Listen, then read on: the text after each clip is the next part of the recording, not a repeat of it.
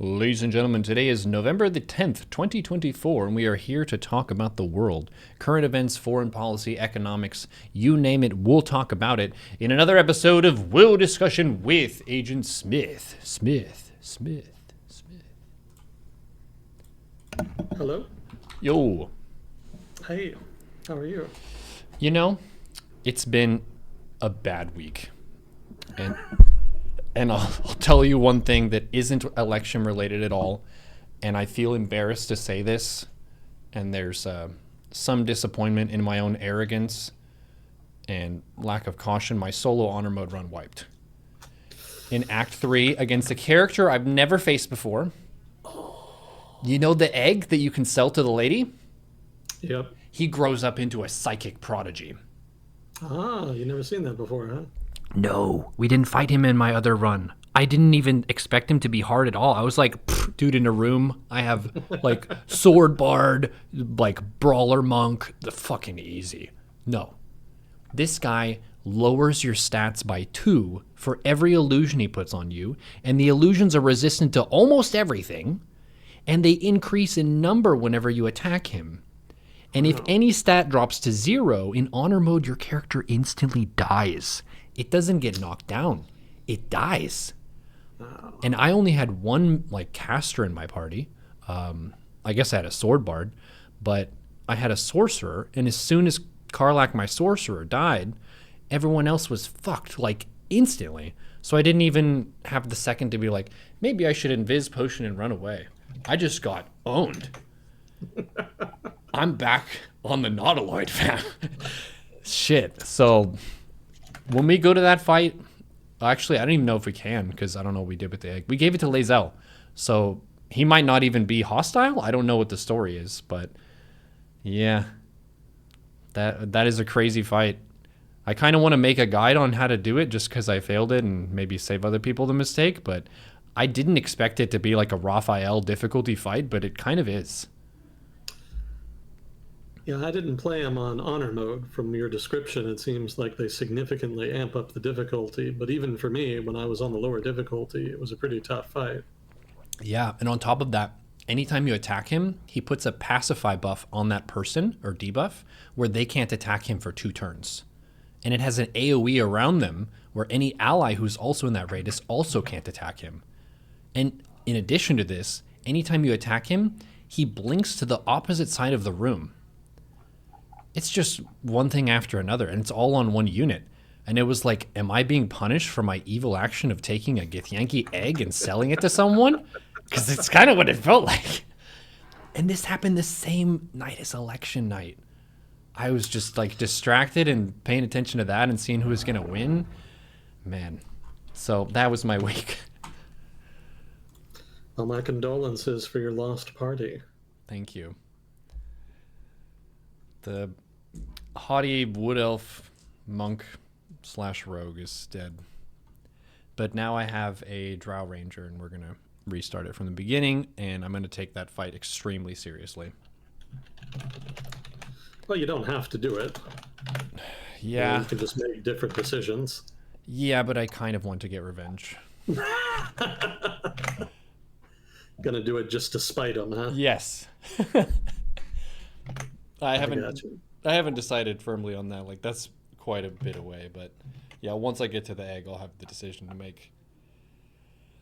But yeah, then there was the election, and that's obviously what most people have their questions about so far.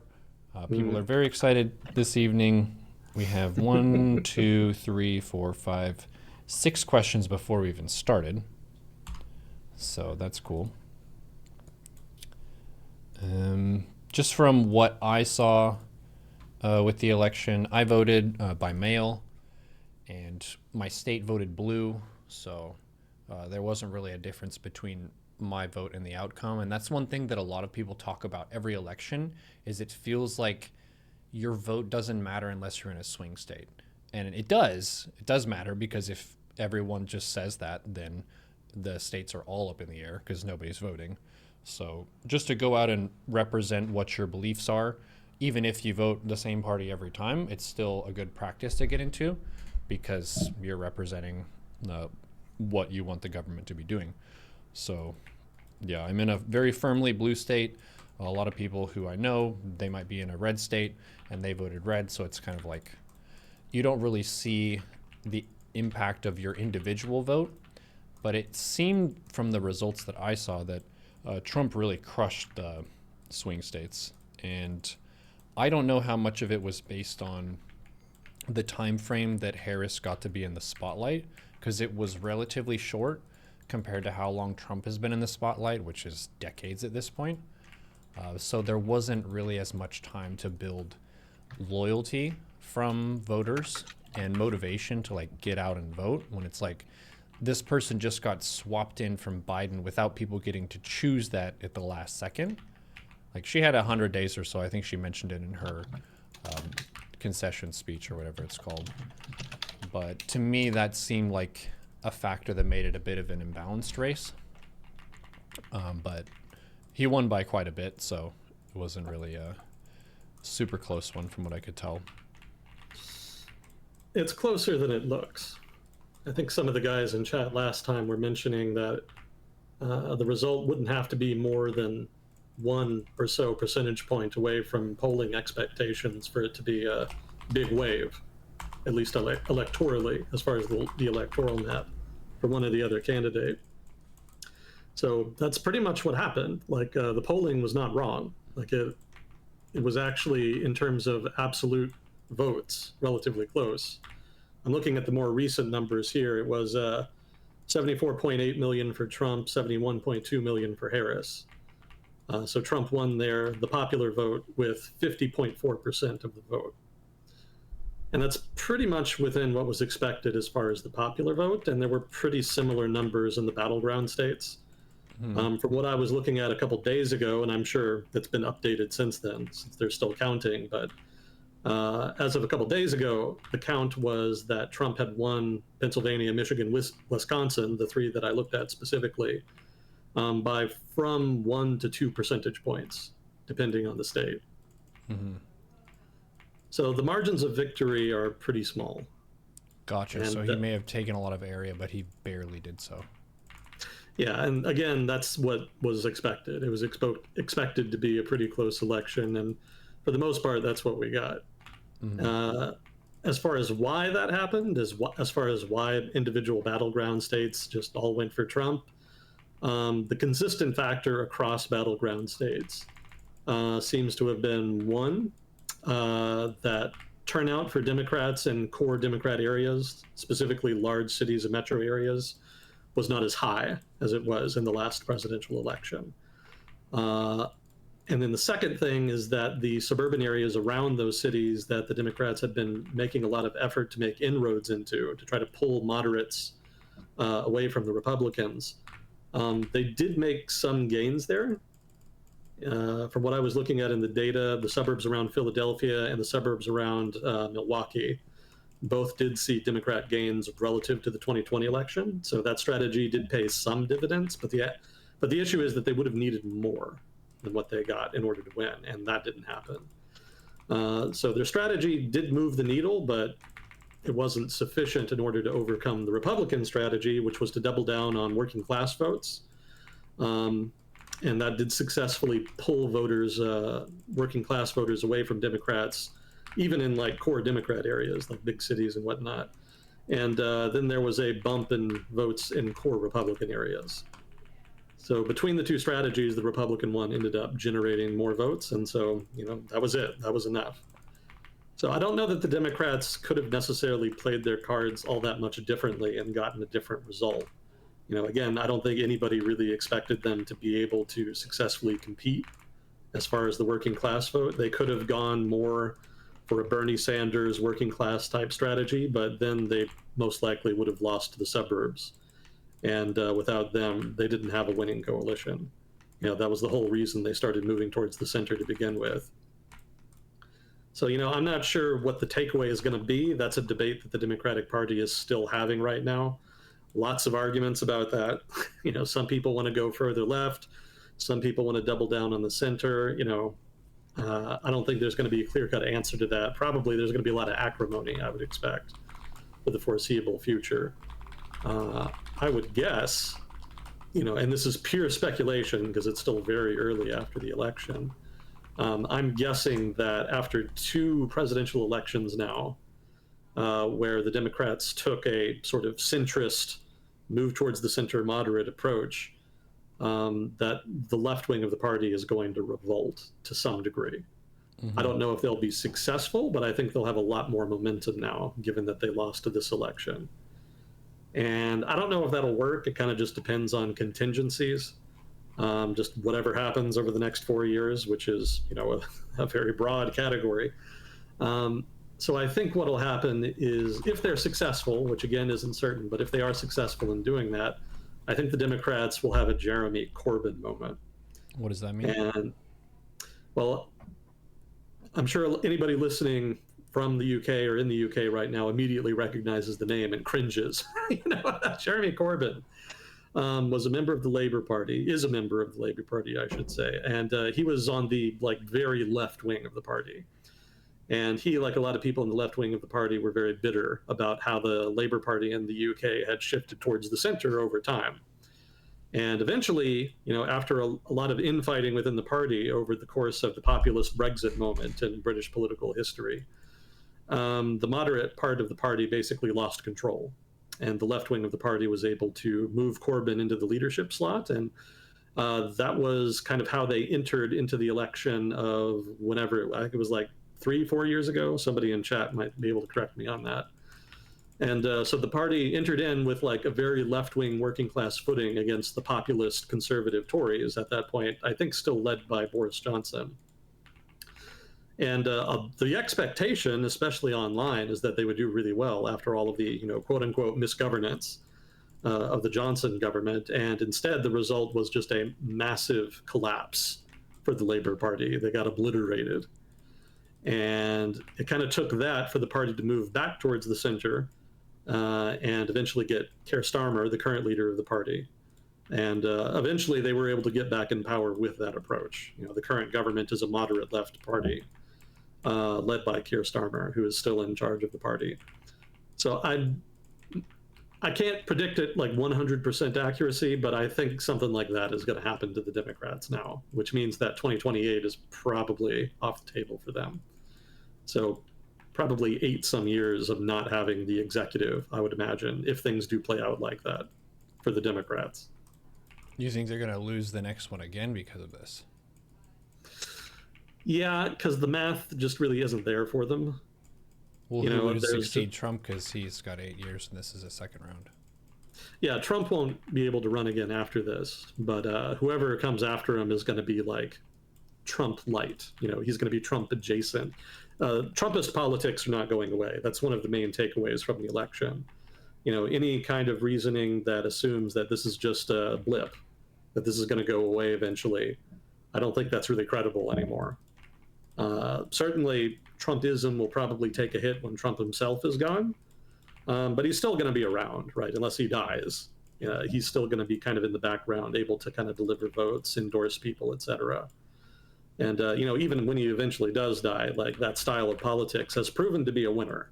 It's certainly more effective than what the Republicans were doing before Trump. So it's going to be around a while. It's not going to go away. And the implication then is that the working class is probably going to be semi-permanently divided and is not really going to be a reliable voter bank for the Democratic Party, which means that they're kind of screwed. The Democratic Party is increasingly the party of white metropolitan urban professionals. That's basically the core of the party. It's certainly disproportionately represented in the leadership of the party. But Trump made inroads amongst pretty much every other core constituency for the Democrats, especially minority groups. Have you seen that data? Yes. He actually does weirdly well with Latino voters, despite his banter. Yeah, he won majority of Hispanic men, and he did pretty well with Hispanic women, even though he didn't win a majority there. Overall, he did not win a majority of Hispanic people. I think it was still mid-40s as far as the percentage of that vote, but that's still higher than any Republican has gotten since, I think, the 80s was the statistic I saw. Yeah, Yeah, I was talking with my chat a little bit about it because they were surprised that he has so much support from the working class. And I feel like a huge part of that is his manner of speaking, because his ability to get people fired up and to speak to them like they speak, it feels more authentic than something that's very polished. Like the way that Harris speaks is very polished. I was pretty surprised at how well she navigated the debate and her concession speech and stuff. It just feels very much checking the boxes of what you're supposed to say in this spot and not making mistakes. Trump, by contrast, he makes a lot of mistakes, but he makes similar mistakes to what regular people do in speech. So it's not really that weird. And people feel like, yeah, he's a politician for us because he talks like us. And he's real and he'll talk shit and he doesn't do what all the established people tell him to do, which is pretty interesting. It's interesting that that is a very working method. He also took up a lot of talking points that were popular with the working class. Fighting free trade, for example, was a big one. Punishing countries that manipulated their currency. These kinds of things were talking points that were used to try to win votes from the working class, especially among Democrats, for a long time. But they never really delivered on the promises they made in that regard. And over time, as the neoliberal moment kind of continued, Democrats kind of moved further and further away from that rhetoric. And when Trump came along, then he was kind of like, a light in the night, right? He was pretty much the only major candidate that actually used that kind of rhetoric, that actually made promises in that regard, that ran completely against the neoliberal status quo, such as it was in the 2016 sort of era. And that made him immensely popular. Even if people didn't especially trust him, just the fact that he was even talking about it kind of gave him a big advantage. And he's kind of been riding that ever since. Even as American politics as a whole has shifted away from neoliberalism, right, away from economic conservatism and social liberalism. You can kind of see the moment as a backlash to that. Even as that's happened and other politicians have taken up that kind of mantle, people just inherently trust him more because the establishment, political parties, and figures spent so long building mistrust, basically teaching, cultivating, conditioning people not to trust them by making promises about this stuff and never doing anything about it. So along comes Trump, and he promises to do something, and he kind of, sort of, addresses it in his first term. So there's just significantly more credibility enjoyed by Trump amongst the working class than the establishment political forces that are kind of arrayed against him. And that's really the bedrock of his support in terms of working class support.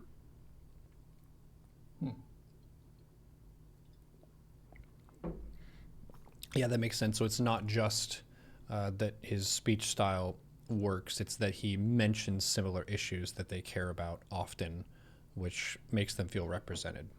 Yeah, that combined with the mistrust and the alternatives just kind of gives him like a big structural advantage. Yeah, the whole painting yourself as an outsider candidate was a very smart move because satisfaction with government has been kind of low, especially for how we perceive our Congress.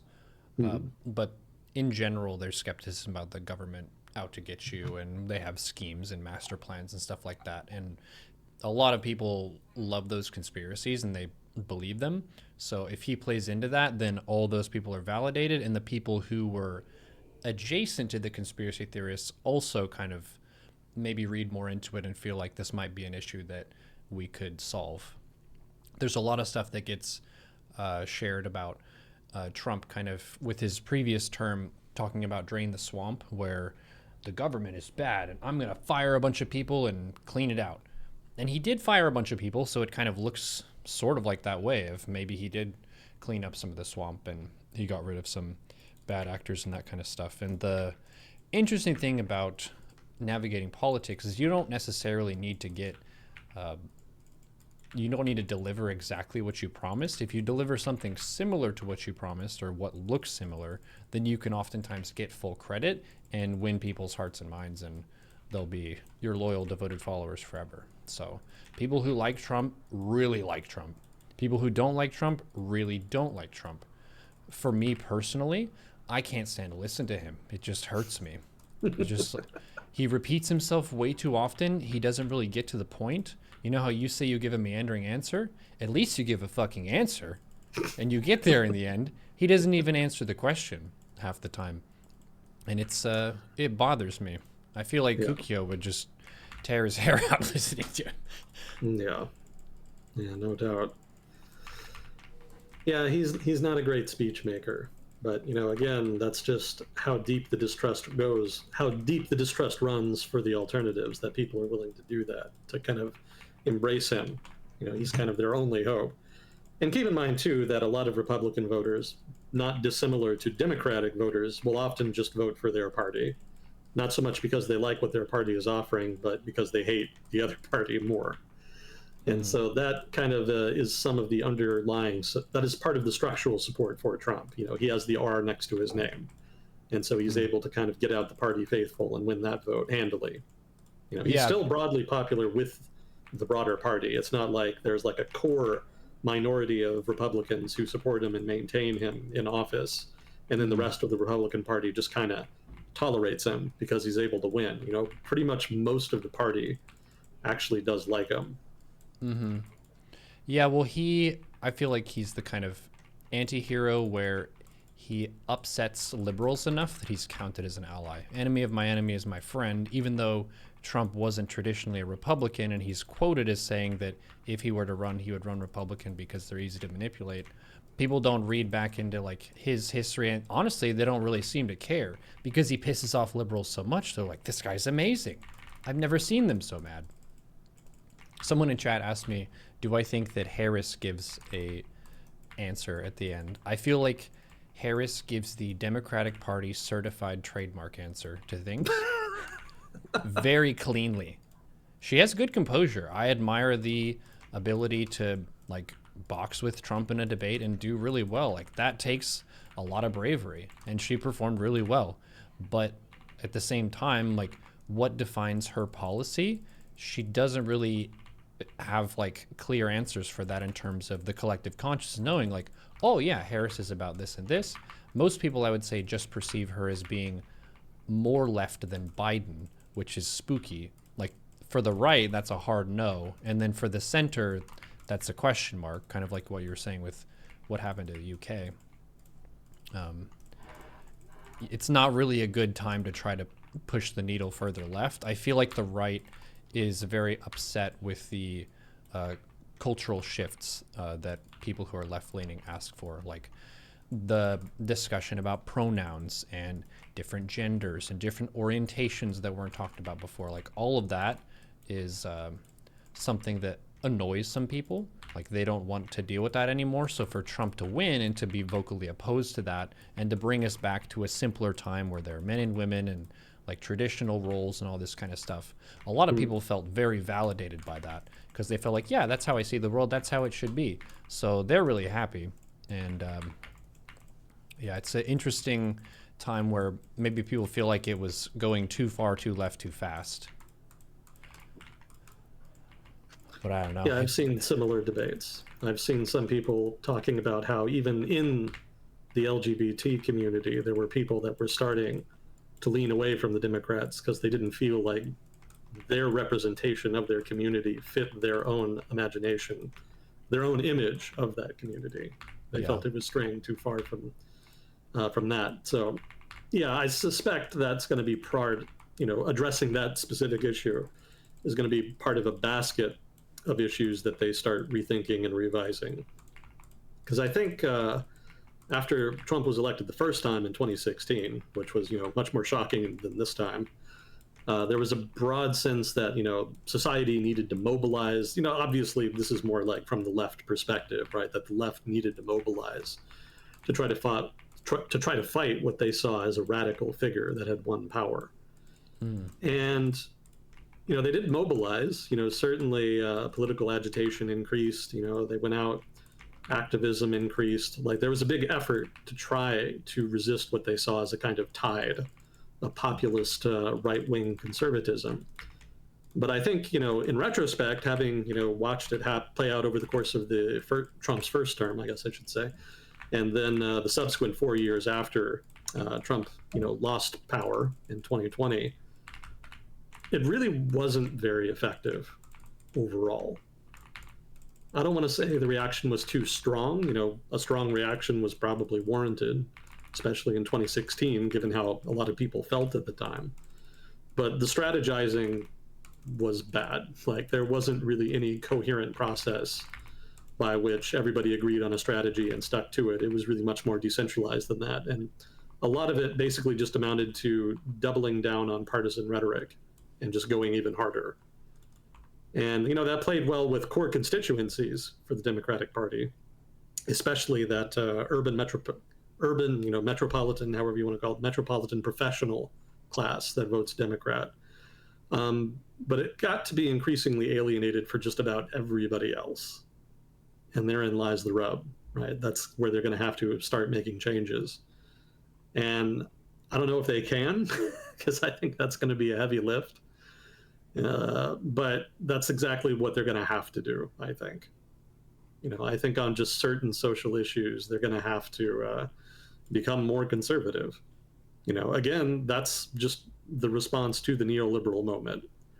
Neoliberalism was economic conservatism, laissez-faire policy, deregulation, pro-business, but then at the same time, it was also socially liberal. It was very tolerant, it was more open-minded, etc. And so this is just part and parcel of that backlash. And, that's going to grate a lot of people, but, on the other hand, you are seeing, if you are of a left-wing bent, a slow structural shift in American politics left economically, which, should please people, but you know how it is in politics, right? They kind of want it all. Mm-hmm. Everybody does. So, if they don't get everything, then it's not even worth it.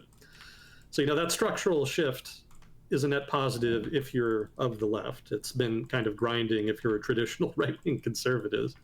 Nobody's lost harder in American politics over the past 10 years than traditional right-wing conservatives. They've been kind of cast out into the wilderness. So however bad progressives feel right now, just know that there's another group out there that has it even worse right now. So yeah, that's the shift that's going to stick around. And, one way to think about it is that maybe moving a little bit to the right on certain issues like trans rights and other such issues, which you don't even have to abandon. It just can't be like the national platform. Moving to the right on some of that stuff could be a worthwhile trade to get a broader package of more progressive economic regulations. And Trump has kind of signaled that that's kind of what he wants to do, but hypothetically progressives could take it to the next step, and maybe that could be their pathway back to power. Who's to say? Again, very early, this is all just speculation, blah, blah, blah. But I think that's going to be the big conversation going forward. And again, like I said before, I suspect the left wing of the party is going to win that debate in the short term. But I don't think it's going to be enough for them. I think the math there, as far as like moderates, which lean conservative, and the working class preference for Trump is going to put them out for probably the next 8 years. But we'll see.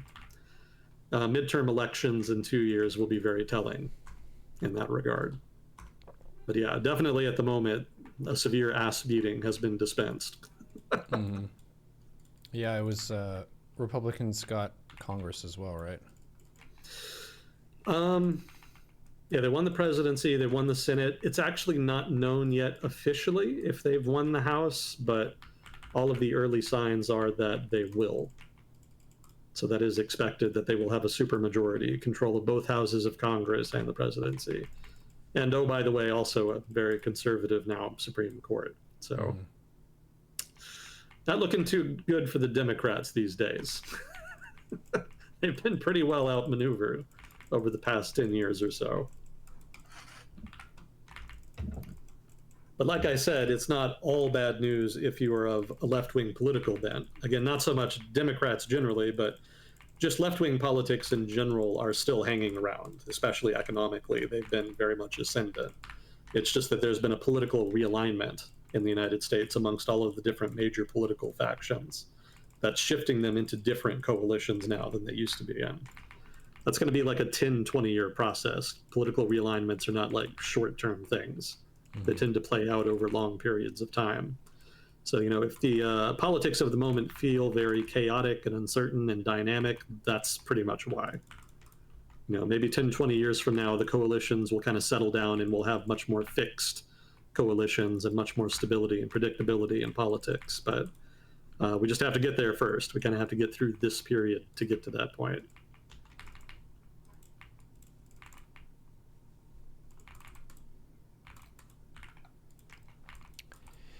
Interesting times. Yeah, we'll see what happens. I would assume the left would field Harris again. Oh, no. You don't think so? Oh, no, she's out. It's very rare for a presidential nominee who loses to get the nomination again. Really? Okay. Yeah, Trump is actually a big outlier in that regard. He's like pretty much the only one who's ever run in like 3 elections, despite having lost one of them. Did not know that. Highly irregular. So yeah, Harris is basically just going to be the answer to a trivia question going forward. There's going to be a primary next time, and we'll see. Going to be a big open field there, no doubt.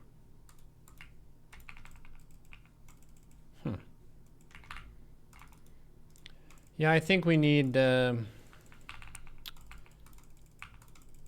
don't know if it's going to like be more populist for the next round, if the left is going to try to field someone more like that, or... I think regardless of what the Democrats do, whatever the candidate they end up nominating, and well, really more broadly, whatever strategy they end up adopting, is going to be more populist in outlook. Because that's what's winning right now. That's what they've been struggling with. So they pretty much just have to do it. Like, I don't think there's any way around that.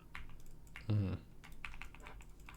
for the socially liberal factions within the party coalition, that's going to be especially grinding, because the burden of that is disproportionately going to fall on them, most likely. So we'll see if that pans out or not.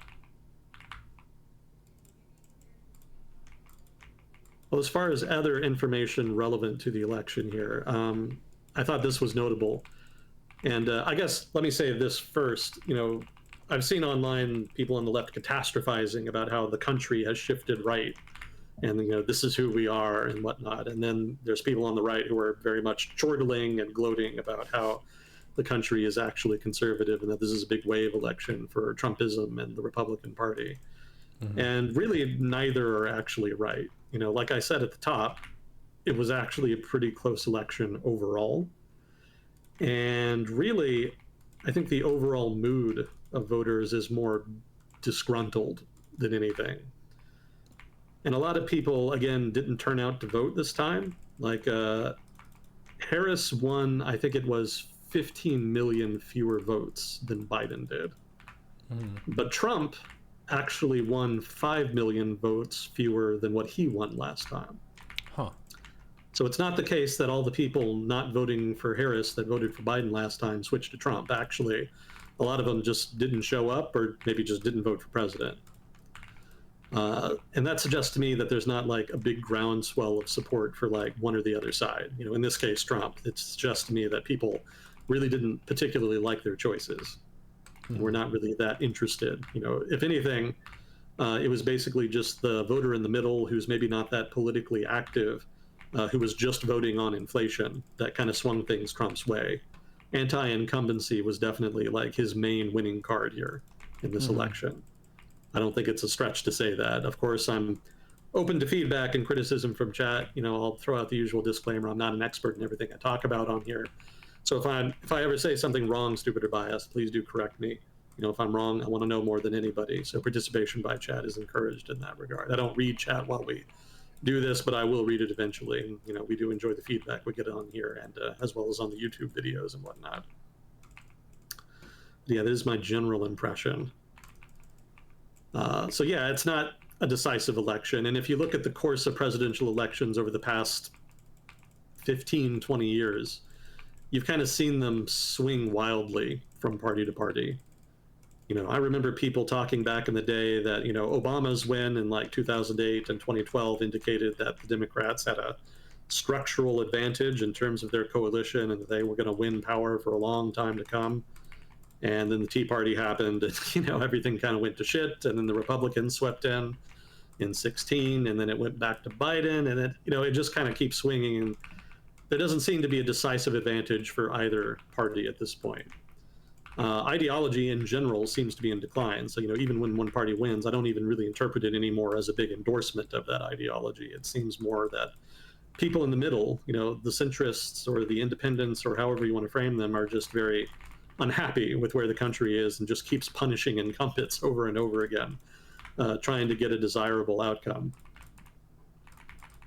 So, I wouldn't be too excessive in trying to interpret the significance of this election. Certainly, it's a big win for Trump and the Republicans, but it could end up being a Pyrrhic victory if voters continue to be disgruntled and dissatisfied, as they have been for much of the past 20 years in American politics.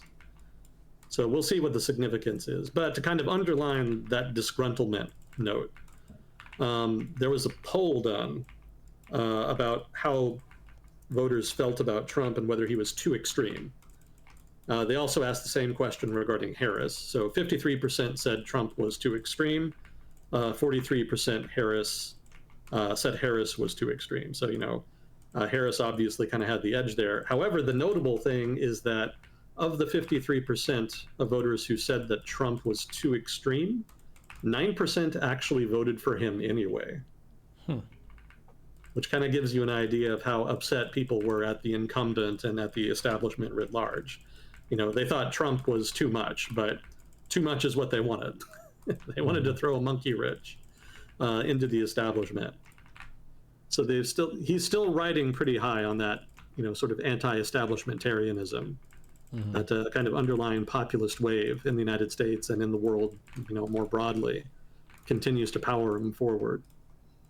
Another example of disgruntlement here, even in blue states that are like solidly Democrat, Trump actually significantly increased the margin. Well, I shouldn't say increased the margin. He decreased the margin, but that he lost it by. Nobody expected him to win New York State or California, but he actually managed to shrink the margin of defeat this time. In New York City, Harris won by a 38-point margin, but Biden actually won it by a 54-point margin in 2020. Cook County, Illinois, which is basically Chicago, there was an 11-point shift towards Trump. And then New York State and New Jersey State also saw significantly lower margins of victory for Democrats. Specifically, the quote that I copy-pasted here, Harris won New Jersey by the smallest margin of any Democratic presidential candidate since 1992.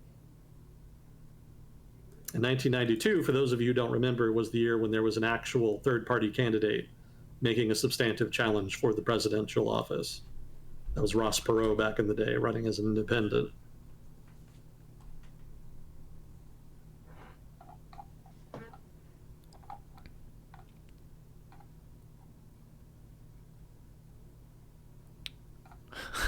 What in the hell? Chat saying that Kamala was shitting on Christians in her rallies. It was so bad.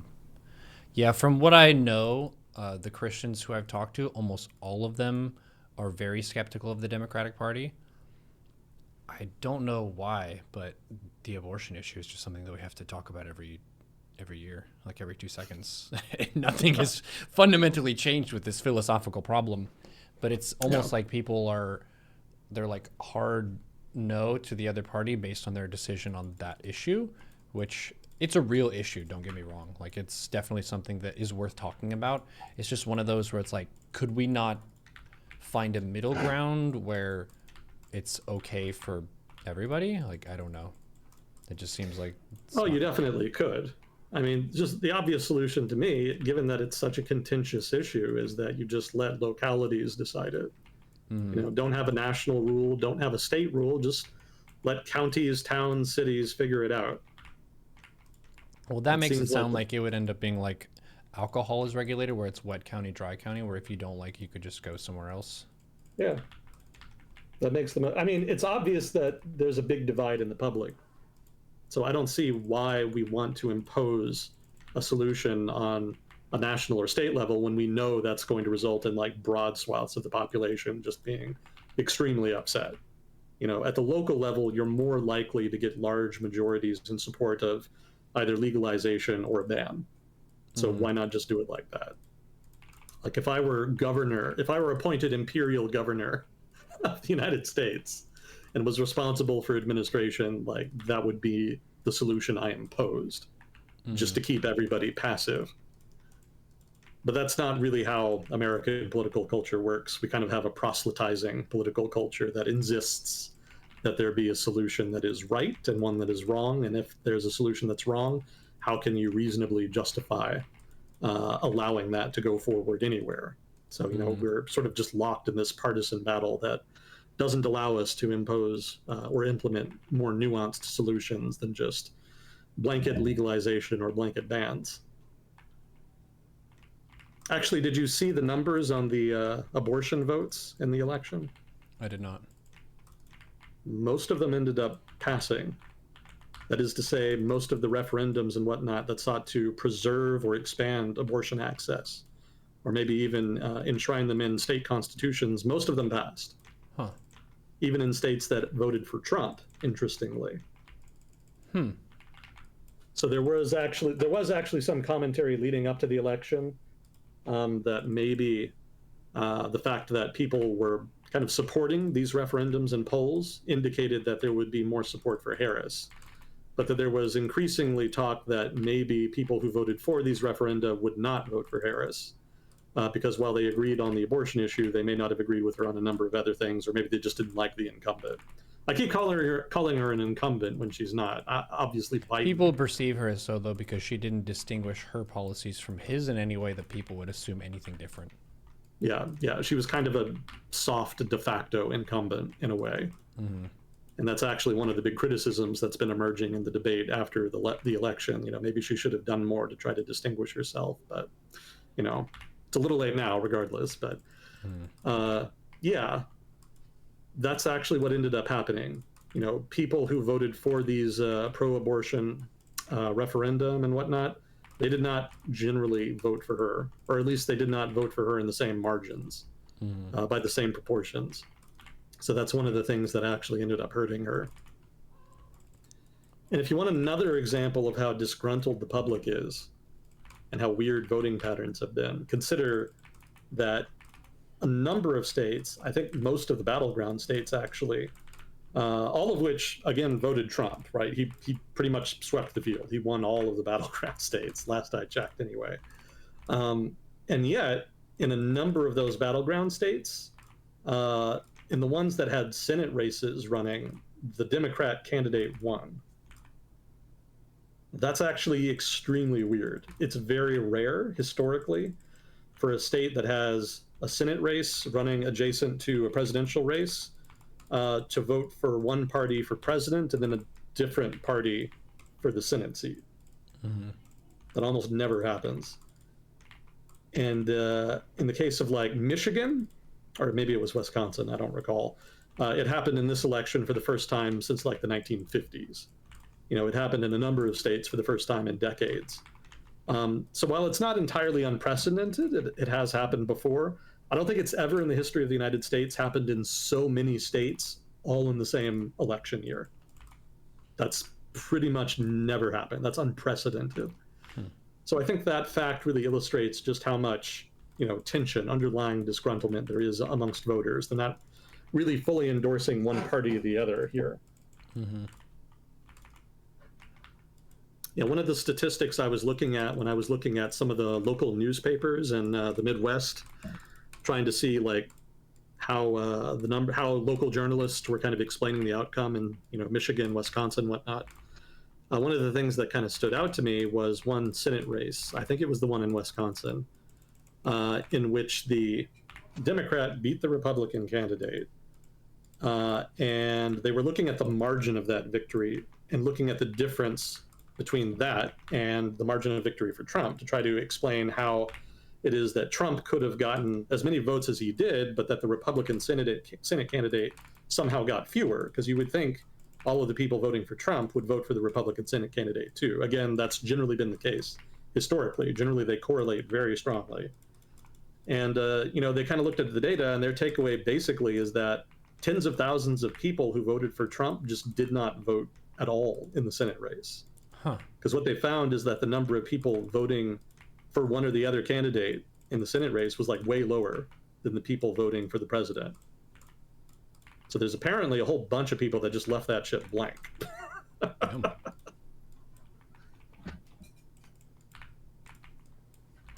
Yeah, it's not as obvious. Like, I had to Google the other races, like everything but president. I was looking at day of voting.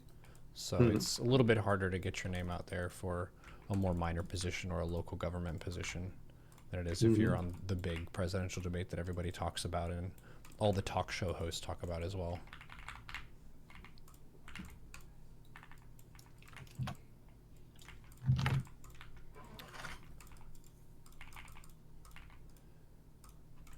Also, a general fact here, the Financial Times did a study. They looked at all 10 developed countries which had elections this year, and they found that the governing party did worse than in the previous race in pretty much every single one, which apparently is the first time that's ever happened. So this is not like the circumstances in the United States where you have angry voters voting in populists. That's actually not unique to the United States. We kind of tend to be a little bit insular here and not pay attention abroad. But the reality of the situation is that there's nothing happening here that isn't happening like everywhere. This is not even remotely unique. You know, inflation definitely kind of doomed the Harris campaign, but it also doomed campaigns of incumbents everywhere. There's no incumbent party or politician in the developed world that has had a good solution to inflation that has insulated them from public outrage and discontent.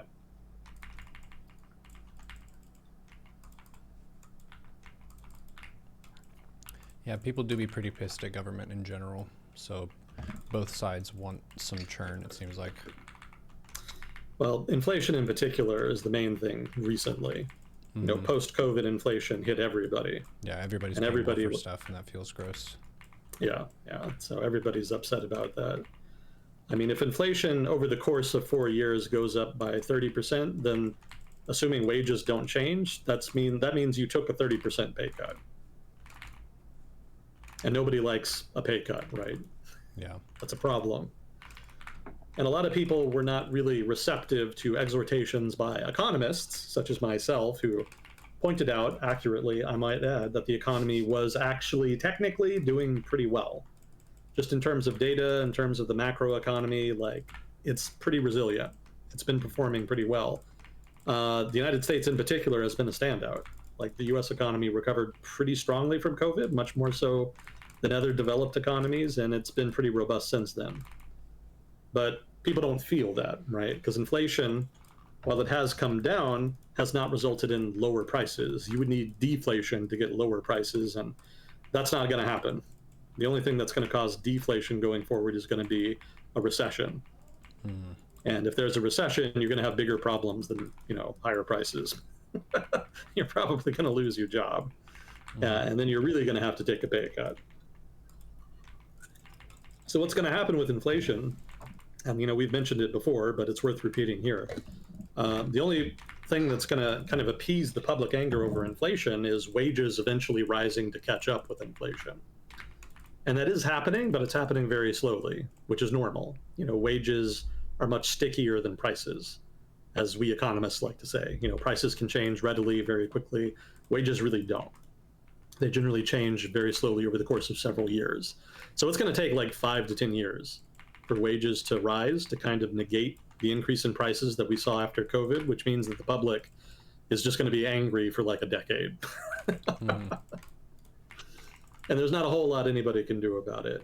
And one of the interesting things, you know, kind of looking forward to 2028, you know, the next presidential election, it may be that wages rise enough over the next 4 years that by the time the next presidential election gets here, that the public doesn't really feel the bite of inflation so much anymore. And at that point, they may actually credit the Trump administration for having, quote unquote, fixed inflation, which would be hilarious. Because most likely they're not going to be able to actually do anything about it. They're probably just going to let the economy kind of go along. You know, what the Trump administration is going to do with the economy is a whole topic unto itself. We can get into that if people want, but for the most part, they're probably not going to like crash the economy to lower prices. If anything, it's just going to grow faster, which could be inflationary. We'll see. But assuming that they don't overheat the economy with all the stuff they want to do, wages could rise enough relative to inflation that, yeah, people actually do feel like the Trump administration fixed things, and yeah, they'll benefit significantly from that, given that that was such a big issue in this most recent election.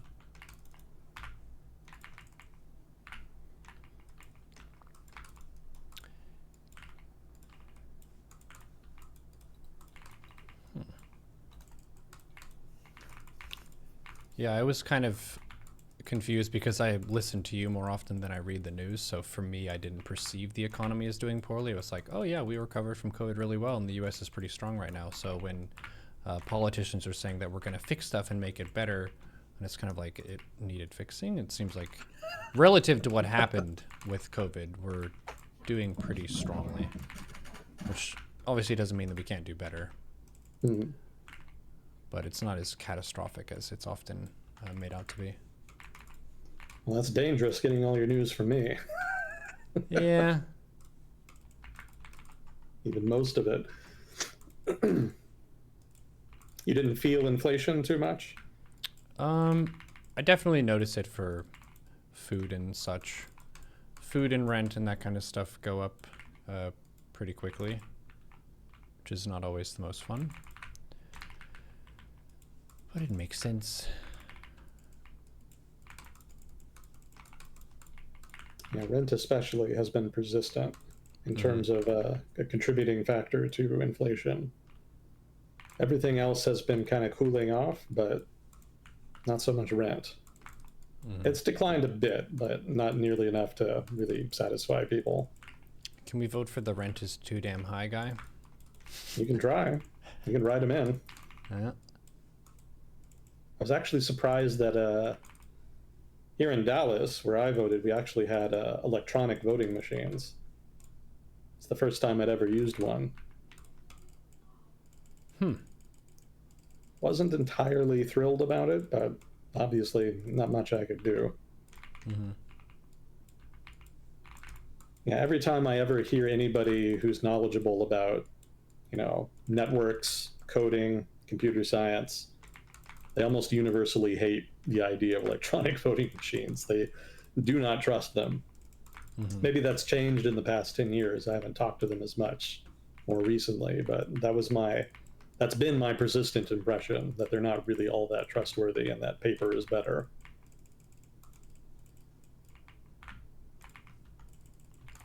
I don't know. Humans are fallible as well as robots. You can pick your poison.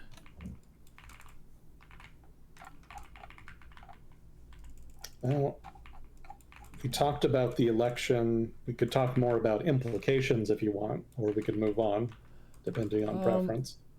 Yeah, either are fine. A lot of people earlier were joking about we would probably talk about Musk a lot. I don't know how much he was actually involved in stuff, but a lot of people are kind of like spooked by him buying Twitter and helping Trump and think that he's up to something for his own personal gain, but I would guess you could assume that any billionaire is out for their own personal gain in general. Well, generally they're not so upfront. Normally they have proxies that do their lobbying for them. Musk has been very hands-on in that regard. Yeah, we'll see. I mean, supposedly he's up for a cabinet position. They're talking about creating a new department that will be responsible for making cuts to government spending. But I think you need legislation to create a whole new department out of whole cloth. And I don't know if the GOP is going to make that a priority. Generally it takes a while for legislation to get passed. And there's a bunch of other stuff that's going to have a higher priority in the upcoming term. So we'll see what happens in the legislature on that front. But yeah, supposedly he'll be involved. I don't know what he'll do. There's going to be lots of conflicts of interest given how many government contracts he has. But yeah, beyond that, I don't know. Remains to be seen. Like a lot of things with the new administration, everybody's just kind of in wait and see mode. Definitely enjoy the next 4 months. The next 4 months will be relatively quiet. After that, things are going to get real interesting real quick, most likely. So let the countdown begin. I was joking with Chad about, well, even if the news made you sad, it at least increases the dankness of world discussion. So something to look forward to. Yeah, if we keep going, then we're not going to be short of topics. Yeah. Although a lot of that probably will be the United States. I don't know how thrilled people are to hear about that exclusively. There's plenty of world besides the US, but the United States is globally important, so you kind of can't talk about global affairs without talking about the US. Mm-hmm. Well, I guess I might preemptively ask about one particular implication, which would be how it relates to Ukraine and our friend Bitter Sugar. What are it was already one of the questions we got in chat as well. What are the odds that Russia tries to make a move as a result of this, and is it also possible that establishment Republicans might try to get Trump to keep with the status quo and continue aid? I would not count on establishment Republicans going forward, because most of the Senate now is going to be very pro-Trump in orientation. Mm-hmm. They may lobby him and try to convince him to kind of change tack and maybe be more pro-Ukrainian. I was reading today that one of the last establishment Republican senators, Mitch McConnell, was kind of talking to him and trying to convince him of that. Joe Biden also, I think, has been met with Trump recently, or is going to, and is going to bring up Ukraine. Mm-hmm. So, there's people trying to talk to him about it, but I don't think there's going to be a whole lot of institutional resistance if he decides to take an anti-Ukrainian approach to the problem. So I would not sit around waiting for the establishment Republicans to save Ukraine. That's probably not going to happen if Trump really makes a big deal about cutting off aid and trying to get some kind of deal. Mm-hmm. That said, some of the early signs that we've gotten, and again, it's super early, so don't make too much of this. We're given how mercurial Trump is, we're really not going to know what he's going to do until he does it. So just keep that in mind. But the early signals are perhaps such that Trump is not going to be that invested in the conflict, which may or may not be a good thing depending on how the military aid issue shakes out, from the perspective of Ukraine anyway.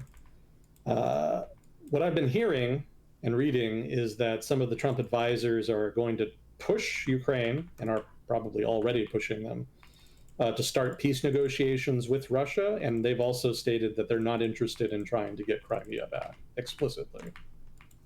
And they've also said that territorial concessions are probably going to be necessary.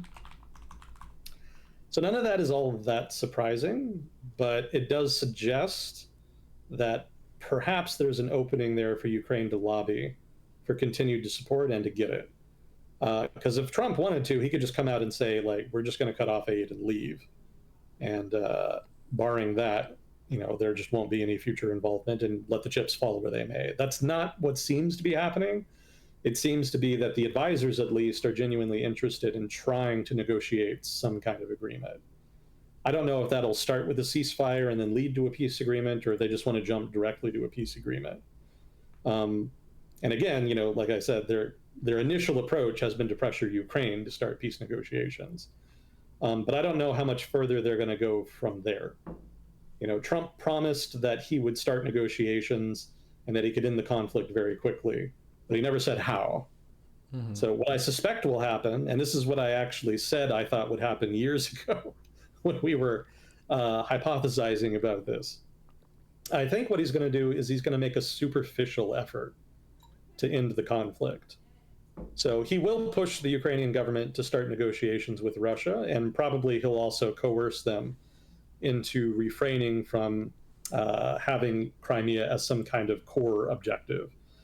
Because the Ukrainian government has said intermittently over the past few years that, we want to get Crimea back and we're not going to stop fighting until we get it. They're not going to talk about that going forward, I suspect. Mm-hmm. getting Crimea back was never entirely realistic anyway, so that's not really that much of a change. I think even the Ukrainian government probably knew that. But regardless, what I think will happen then is that negotiations will start, and then they'll just get dragged out. Like, I don't think there's going to be a ceasefire, for example. There could be. I could be wrong. But I suspect the negotiations are going to be largely performative, both on the part of Russia and Ukraine and also the Trump administration.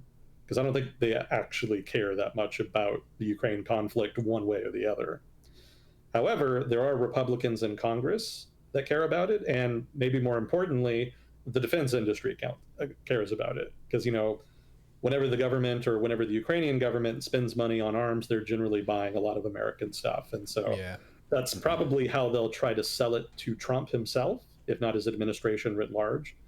And I suspect that may be enough of a bribe to continue military aid to Ukraine. That still leaves open the question of what kinds of weapons they can use and what kinds of restrictions will be in place.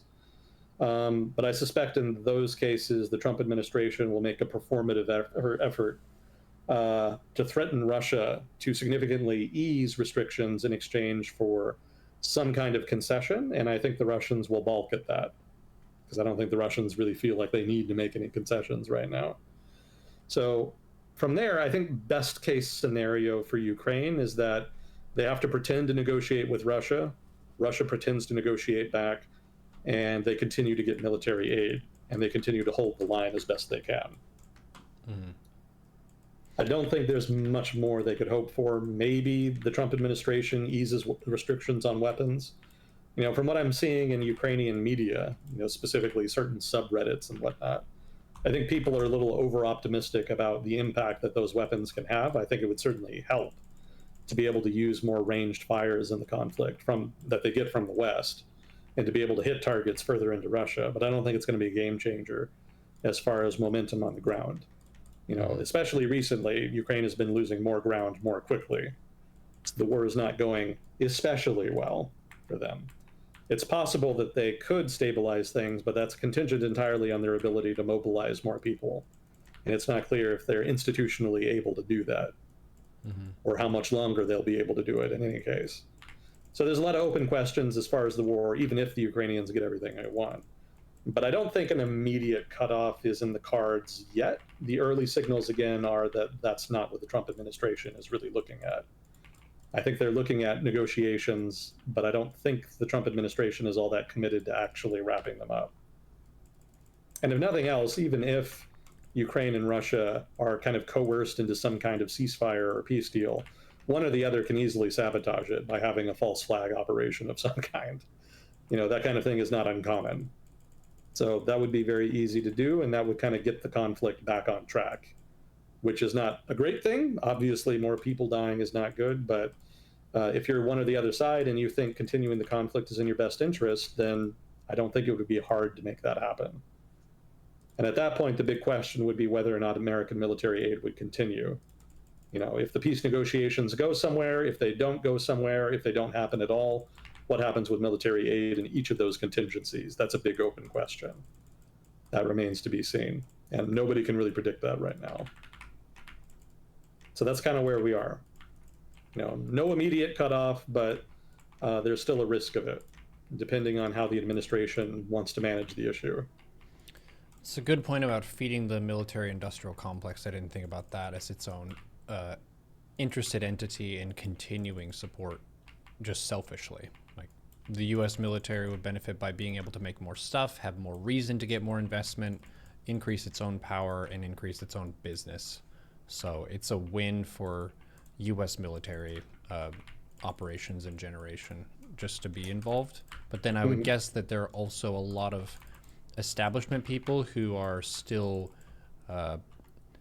skeptical of Russia and see it still as like a post-Soviet entity, which is an enemy entity. So yeah, with those forces combined, I could see how it might still go in the direction of continuing support. Yeah, Trump is famously a transactional politician. So exhortations of principled support Ukraine will probably fall on deaf ears, but billions of dollars of defense money, that probably is more in his wheelhouse. That'll probably resonate more and has a better chance of getting his okay.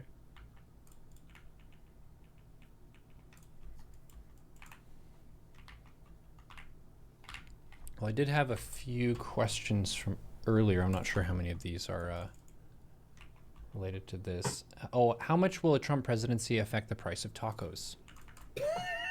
Sorry, pork tacos. Pork tacos specifically. Yeah. Okay, let me think here. They could get cheaper.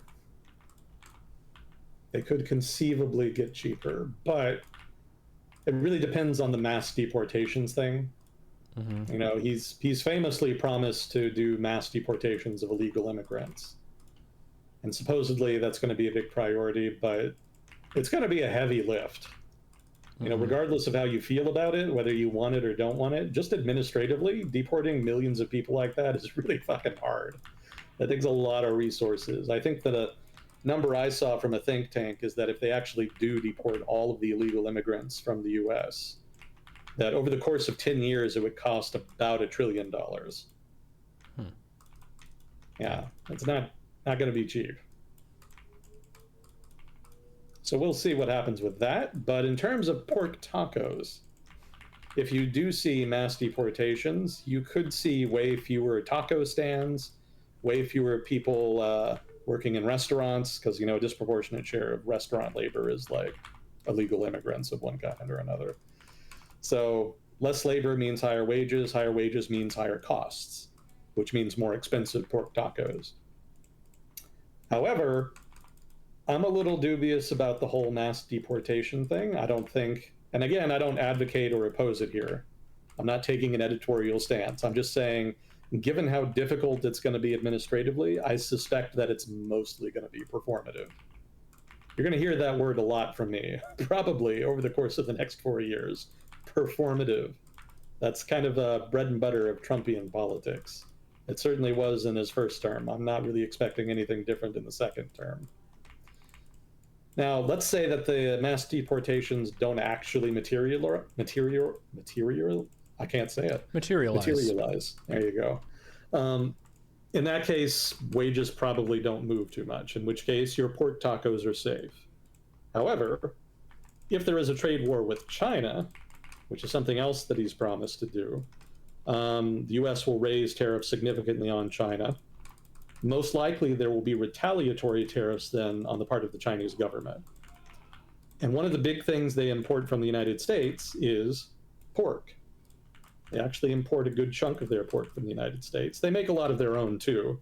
It's not like they import most of the pork they consume from the US, but it's a sizable chunk of the margin. And that being the case, if there are retaliatory tariffs, they probably will hit pork. And the result then will be that pork producers in the United States, specifically North Carolina, will be hit pretty hard. They'll lose a lot of business. And in turn, in the short term, there will actually be a glut in supply of pork. And that would result in the price of pork tacos falling. Now, that's the short term. In the medium to long term, what's going to happen is that a bunch of production is going to shut down. Businesses that produce pork or meatpacking plants that produce pork, they'll go out of business, or they'll shrink their production capacity, you know, lay off workers, whatnot. Reduce production, in other words. And so in that case, prices will probably stabilize at a new equilibrium that will be a function of probably mostly domestic demand, but also to a lesser degree global demand, or maybe the re-export trade. In that case, prices will probably return more or less to where they are now, you know, before the tariffs took place. And in that case, it'll be more of a lateral move. So if I'm right that the mass deportations don't really happen to any significant degree, and the trade war with China actually does kind of happen, you know, if they do pursue that, I think short term, pork tacos cheaper, medium to long term, no change. Good enough.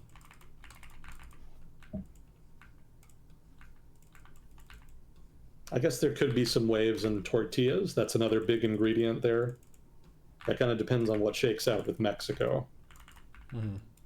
Trump already renegotiated NAFTA into the USMCA, so whatever, pretty much the same agreement. But more recently, Mexico has been making some changes to their constitution and some of their laws that have kind of been in friction with the USMCA agreement. So there's potential for a breakdown in trade to happen there. I think we've talked about that before. So keep your eye on that. That could result in tortillas in the US becoming more expensive since we import a decent amount from Mexico. So that could throw a wrench into the pork taco market, in so much as that matters. Well, it mattered to this viewer. Thank you for watching and for asking a question. We'll discussion. I already asked the question, will Trump get strong-armed by traditional Republicans to support Ukraine? You said probably not. But he's transactional, so maybe. How likely that Russia rushes Kursk as fast as possible before the change to remove any Russian territory and take it off the negotiating table? Sorry, what was that? How likely is it that Russia tries to take Kursk? Oh, take it back. I see. They'll try. I don't doubt. Supposedly that's what the North Koreans are there for. But I don't know that they have a lot of resources to spare right now for Kursk, because they actually recently launched an offensive, I think a week or two ago, in Donbass, or more accurately, another offensive. And that seems to be where they're dumping all of their spare resources right now. So Kursk is kind of secondary. The Ukrainians were hoping invading Kursk would lead them to redeploy some forces away from Donbass. It didn't happen. The Russians have doubled down in Donbass instead. So while that does mean the Russians are kind of leaving some territory to the Ukrainians, it's not that much. And the Donbass for them is the main strategic objective anyway. So that's what they're kind of leaning into. Yeah, if there are actual peace negotiations between Russia and Ukraine, the way territory shakes out could be interesting. I think obviously Russia is going to want Ukraine to concede Crimea and Donbass, specifically Lugansk and Donetsk. There's a pretty good chance, I think, that they'll end up having to cede them, because it's going to be really hard to get those back, and I don't think the United States under the Trump administration is going to be all that interested in helping them get them back. Again, doesn't mean there'll necessarily be an aid cutoff, but at the same time, I don't think that the Trump administration is just that interested. So those could be lost. I think the open question is going to be Zaporizhia. I think that's the kind of big variable right here. Obviously, the Ukrainian government wants to use Kursk as a, what do you call it, a trading bit, basically, something that they can trade to get something back.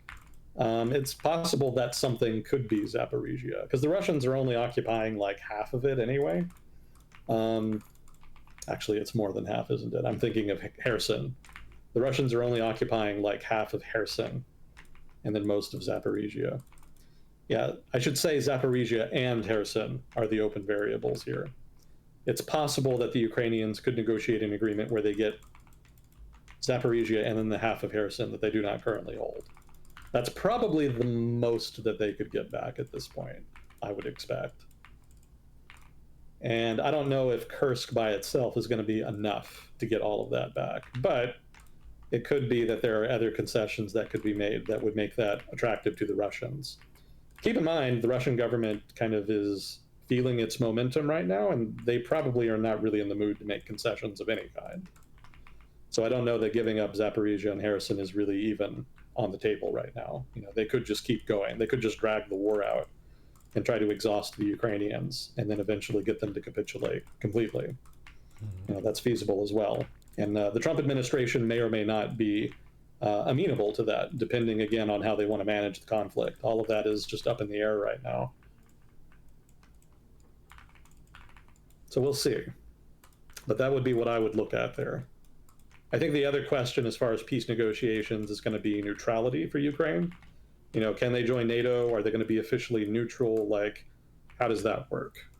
Obviously, the Russians want them to be officially neutral, but I also don't think they especially trust them. One of the things they were asking for in the Istanbul Accords was that the Ukrainian army be no more than, what was it, like 100,000 strong? Probably less than that. And for the Ukrainians, that was not acceptable. That was one of the big reasons the Istanbul Accords failed.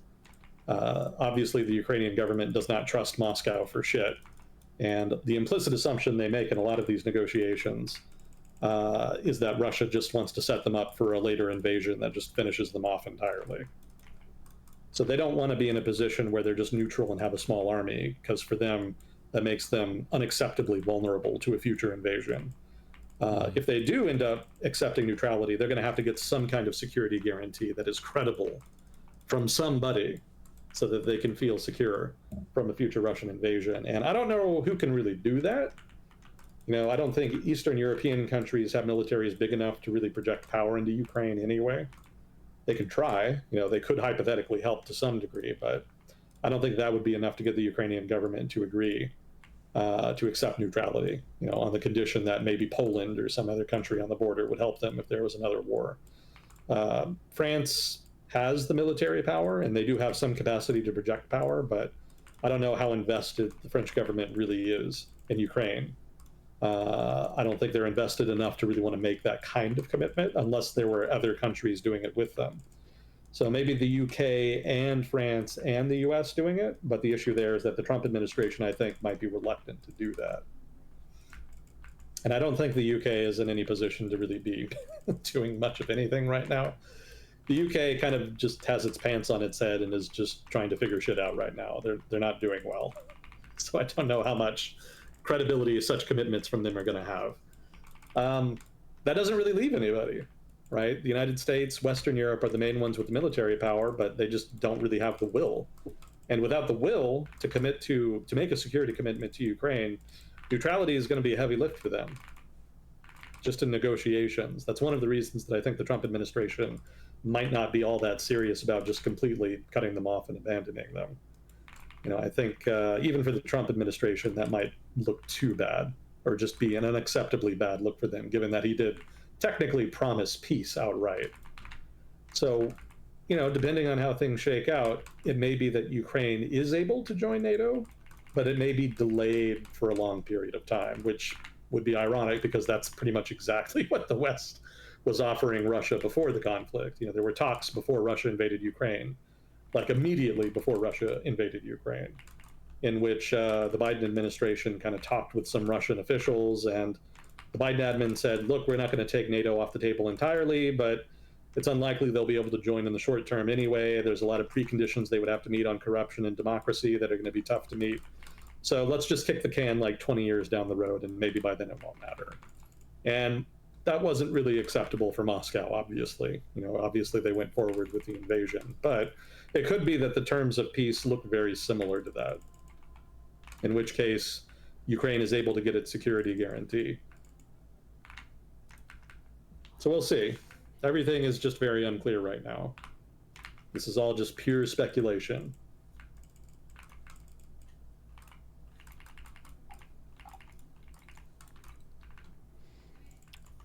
What are Trump's economic plans and how can they affect the rest of the world? Oh, God. Let's see. Let's take a look. What did I have written here for this? He's got stuff that he says he wants to do. Mass deportation would be very disruptive. Just the fact that it would be disruptive to the economy is one of the reasons I don't think they're really all that serious about it. I suspect that's going to be one of the big performative things they do. Kind of like with the wall back in the first term. They made a big deal about how they're going to build a wall on the border and keep the immigrants out. And then they just kind of half-assed it for 4 years. They did technically build some stuff, but it wasn't really that unusual. The government has always built stuff on the border as far as like border infrastructure. So, building the wall did not end up being all that different than what the U.S. government just normally does. The only thing that was really unusual about it was how they funded it, because they ended up stealing money from the Department of Defense to do it. And there was a whole long court case about it. I don't think they even finished and came up with a final ruling on that until like a year or two ago. That's just how long it takes for shit to move through the courts. It takes forever. Mass deportation is the big one. Fiscal policy is going to be fucking hilarious. So, Generally, Republicans are the party of fiscal conservatism, which means they're generally for shrinking the deficit. That is to say, the difference between how much the government spends and how much it borrows. Actually, no, that's not it. The difference between how much the government spends and how much money it raises in revenue. That's the deficit. There you go. Generally, they're about shrinking that deficit. But when a Republican is in power, generally they're a lot more malleable on that. And you definitely saw that with with the first term for Donald Trump. They passed some major tax cuts that ended up ballooning the deficit for a while, along with other spending priorities, up to and including the response to COVID-19. Probably there's going to be something similar now. There's been a lot of angsting over the course of the Biden administration in the legislature, in Congress about the deficit and about spending. They've been doing that stupid shit they do where they refuse to have a normal budget and they just kind of kick the can down the road every couple months with a budget resolution. That could end, which would be good, but it's going to correlate with just a big ballooning of the deficit again. Most likely there's going to be a number of things that the Trump administration is going to want to spend money on. And obviously tax cuts are in the card. Actually, that's the next item on the list, big tax cuts. So between tax cuts and no change or probably an increase in spending, there's going to be a lot more borrowing. And so all of this talk about how, the deficit's too big and we need to borrow less money, that's going to go right out the fucking window for the next 4 years. So in so much as that means negotiating the budget will be less dramatic, that's a net positive. It's not going to be great for the nation's finances. Sooner or later, there's going to be a reckoning. That's going to be a problem, but it seems they're not going to deal with that anytime soon. So we'll see. But yeah, to get back to the tax cuts, I don't know if you guys remember the tax cuts back in 2017. That was one of the big achievements of the Trump years. That was certainly a priority in the first 2 years when they had the supermajority in the Senate and the House. They passed some big corporate tax cuts specifically, and then they gave some more minor tax cuts to everybody else. So the way they structured that, the tax cuts were they had a sunset provision. Basically, they would have to be renewed in 2025. And lo and behold, right on time, here's Donald Trump winning office again, just in time to renew those tax cuts. So the Republican Party has already said that's going to be a priority. That's going to be one of the big things they focus on in the first year, renewing the 2017 tax cuts and maybe passing some more. I don't know. I haven't heard specific details on that front, but definitely renewal is going to be a part of their agenda. So that could, really it's a lateral change because they're just maintaining tax cuts that already existed. So there shouldn't hypothetically be any change to the economy from that. When the tax cut originally happened in 2017, it did have an effect then, because then corporations suddenly had a big windfall of money from the tax cut. But going forward, just continuing the tax cut doesn't really change anything. So there should not be any kind of incentive or stimulus of any kind from the continuation of the tax cuts that will influence the trajectory of the economy. I didn't read all the official stuff on it, but my impression was that for the individual citizen, your income taxes might go down, but your sales taxes might go up. I don't know about that, because sales taxes are a local thing, not a national thing. Oh, I see. So we wouldn't have control over that. No, not to my knowledge anyway. Yeah, tariffs, income taxes, capital taxes, stuff like that. The feds do that. But once you get into property taxes and sales taxes, that's generally state and local in nature.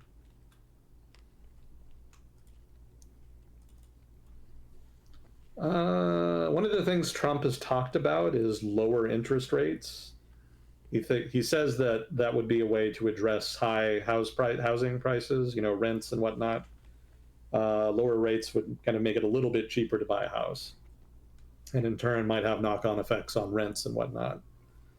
The trouble is that the Federal Reserve is a nominally independent institution, and so that being the case, the Federal Reserve might see pressure from the incoming Trump administration to become more loyal, shall we say, to become less independent and to subordinate the setting of interest rates and other policies to the political agenda of the Trump administration, if not the Republican Party generally. I don't know that that's likely. I've never heard anybody talk about it like it's a major priority. But there was definitely times in his first term when he pressured the Federal Reserve. And it's kind of still ambiguous to this day whether or not that pressure really worked.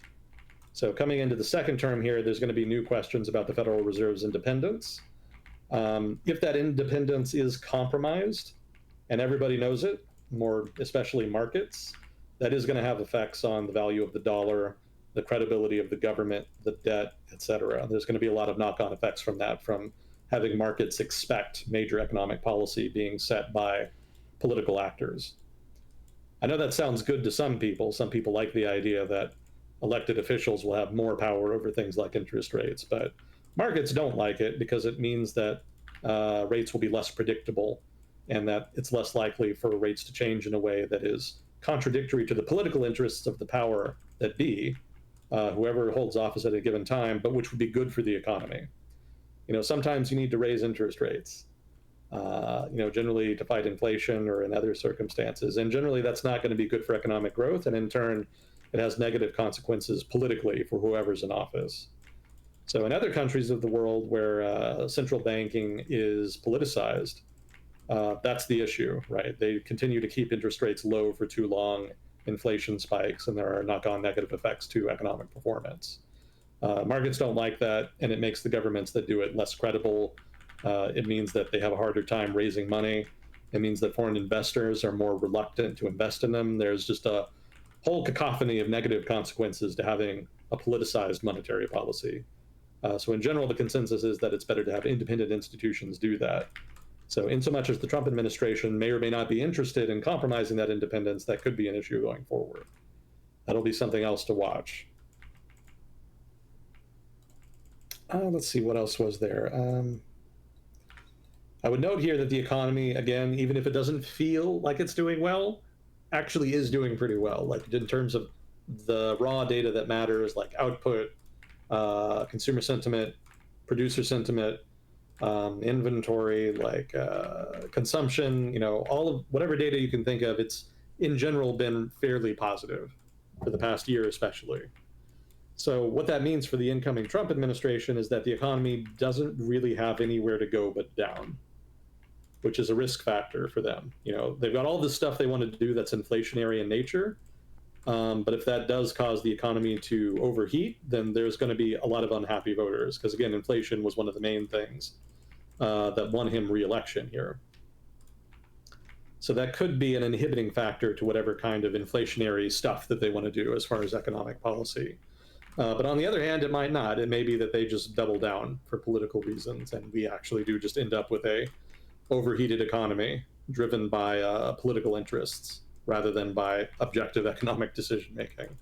That'll be very exciting if that happens, because there's never been an economy as big as the United States that basically just economically self-immolated in that manner. I've seen countries like Turkey do it. I've seen Argentina do it. But a first world country the size of the United States, as far as I know, that's never happened. So if it does happen, you better fucking believe there's going to be some major fireworks in the global economy. And probably voters will not enjoy it. That'll be just yet another turn in the wild 2020s roller coaster ride, which I'm sure everybody is thoroughly enjoying at this point. What else? Oh, there's some implications here as far as industrial policy. One of the big things that the Biden administration did that they thought would be like a big feather in their cap politically was to focus on industrial policy. The Inflation Reduction Act, the CHIPS Act, the infrastructure bill, those were the three big ones. And the thinking was that by investing into the U.S. economy and by encouraging investment into the U.S. economy, they could significantly rebuild American manufacturing and production and generate a lot of new jobs for people with high school level educations who were really struggling in the modern economy. So the thinking was that if they could pass all that stuff and it actually did work out, that they would be rewarded at the polls. and they would be able to at least have some kind of advantage. Maybe it wouldn't be like an easy win, but it would win them some votes, and that just didn't happen. Like it effectively just did not fucking matter. They were effectively punished for doing that. And it's unfortunate to a degree because the bills were relatively smartly designed. Uh, it was an interesting experiment to have like a major American industrial policy. I certainly had not seen that in my lifetime. That was the first to have it be just that explicit and upfront. I don't think the Trump administration is going to like abandon all that stuff. But given that the Biden administration basically gleaned no political advantage whatsoever from actually promising to do it, successfully passing it, and then implementing it, I don't think there's really any incentive for a future administration or Congress, for that matter, to invest political capital into that. So that that set of bills, that activity by the Biden administration, may well be the last time we see significant industrial policy legislation in the United States for the foreseeable future. It just doesn't seem to deliver the goods politically. There may still be some demand for it strategically. It may be that the Defense Department lobbies for some, or at least the continuation of what we're already doing. That well may be enough to continue to get some industrial policy legislation. But I suspect in that case, it'll probably be more in the guise of just normal defense spending. They'll probably just fold that shit into the annual military budget, and it'll just disappear. Probably you'll barely notice it, as opposed to the Biden administration, which tried to make its big industrial policy push a major policy advertisement for them. It just didn't work. So that's probably going away, at least visibly. As far as politicians selling it to voters, it's probably not going to be something that pops up again for a while. Let's see. And then trade. Yeah, trade is the big one. I already talked about Lighthizer and how he's probably going to be the China guy again. And I think I already mentioned too that he was kind of more of a moderate. There were basically two factions within the Trump administration in its first term.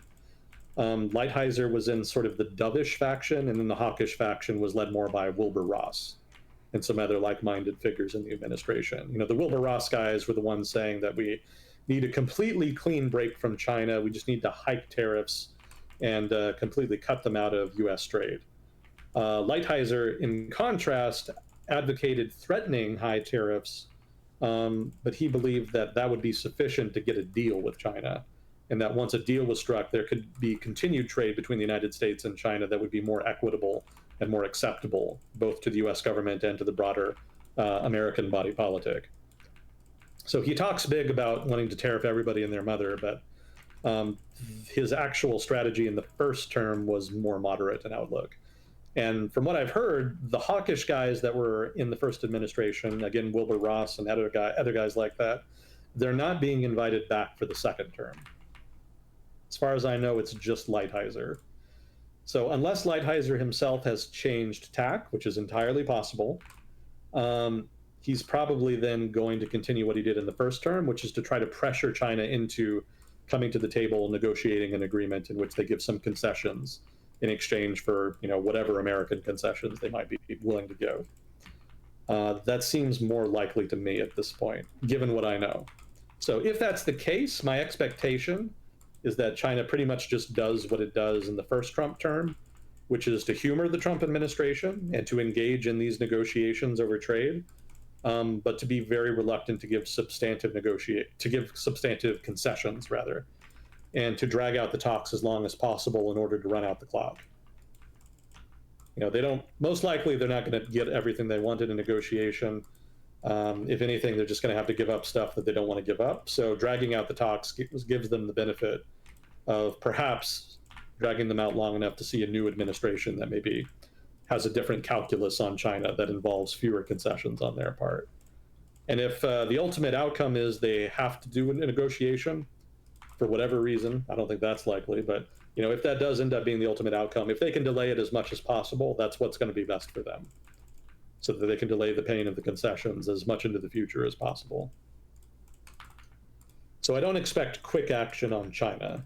They may well hike tariffs in the short term. That much may well be in the cards. I think that'll be part of how Lighthizer and the Trump administration try to get the Chinese government into talks initially. But beyond that, I think they're not going to have much success. Most likely, whatever tariff hikes are implemented early are going to be semi-permanent, regardless of what Lighthizer wants to do. I think the question at that point, which could be like 1 or 2 years into the administration, is going to be how many tariffs they want, how much they want to hike tariffs against other countries besides China. Because one of the things Trump talked about was just raising tariffs across the board and just cutting off all trade. That would be enormously disruptive and destructive, and I don't doubt that there's going to be an immense amount of lobbying by corporate America to hobble that kind of effort, maybe even to stop it entirely. And corporate America has a pretty strong record historically. There's probably no political force in the United States that's ever been as successful as corporate America. So I suspect they'll probably get most of what they want in that regard, or if they fail to stop tariff hikes, they'll probably get a lot of exemptions that render them effectively moot. We shall see.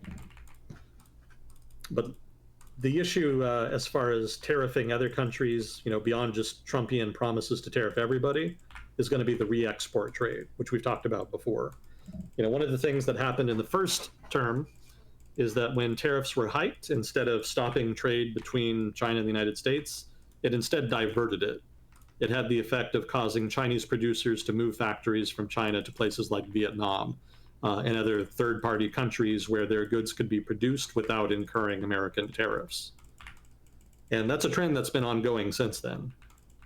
Sometimes they don't even have to build factories there. Sometimes they just continue to build stuff in China, and then they'll export the finished goods to Vietnam or wherever, and then they'll be exported on to the United States to evade the tariffs.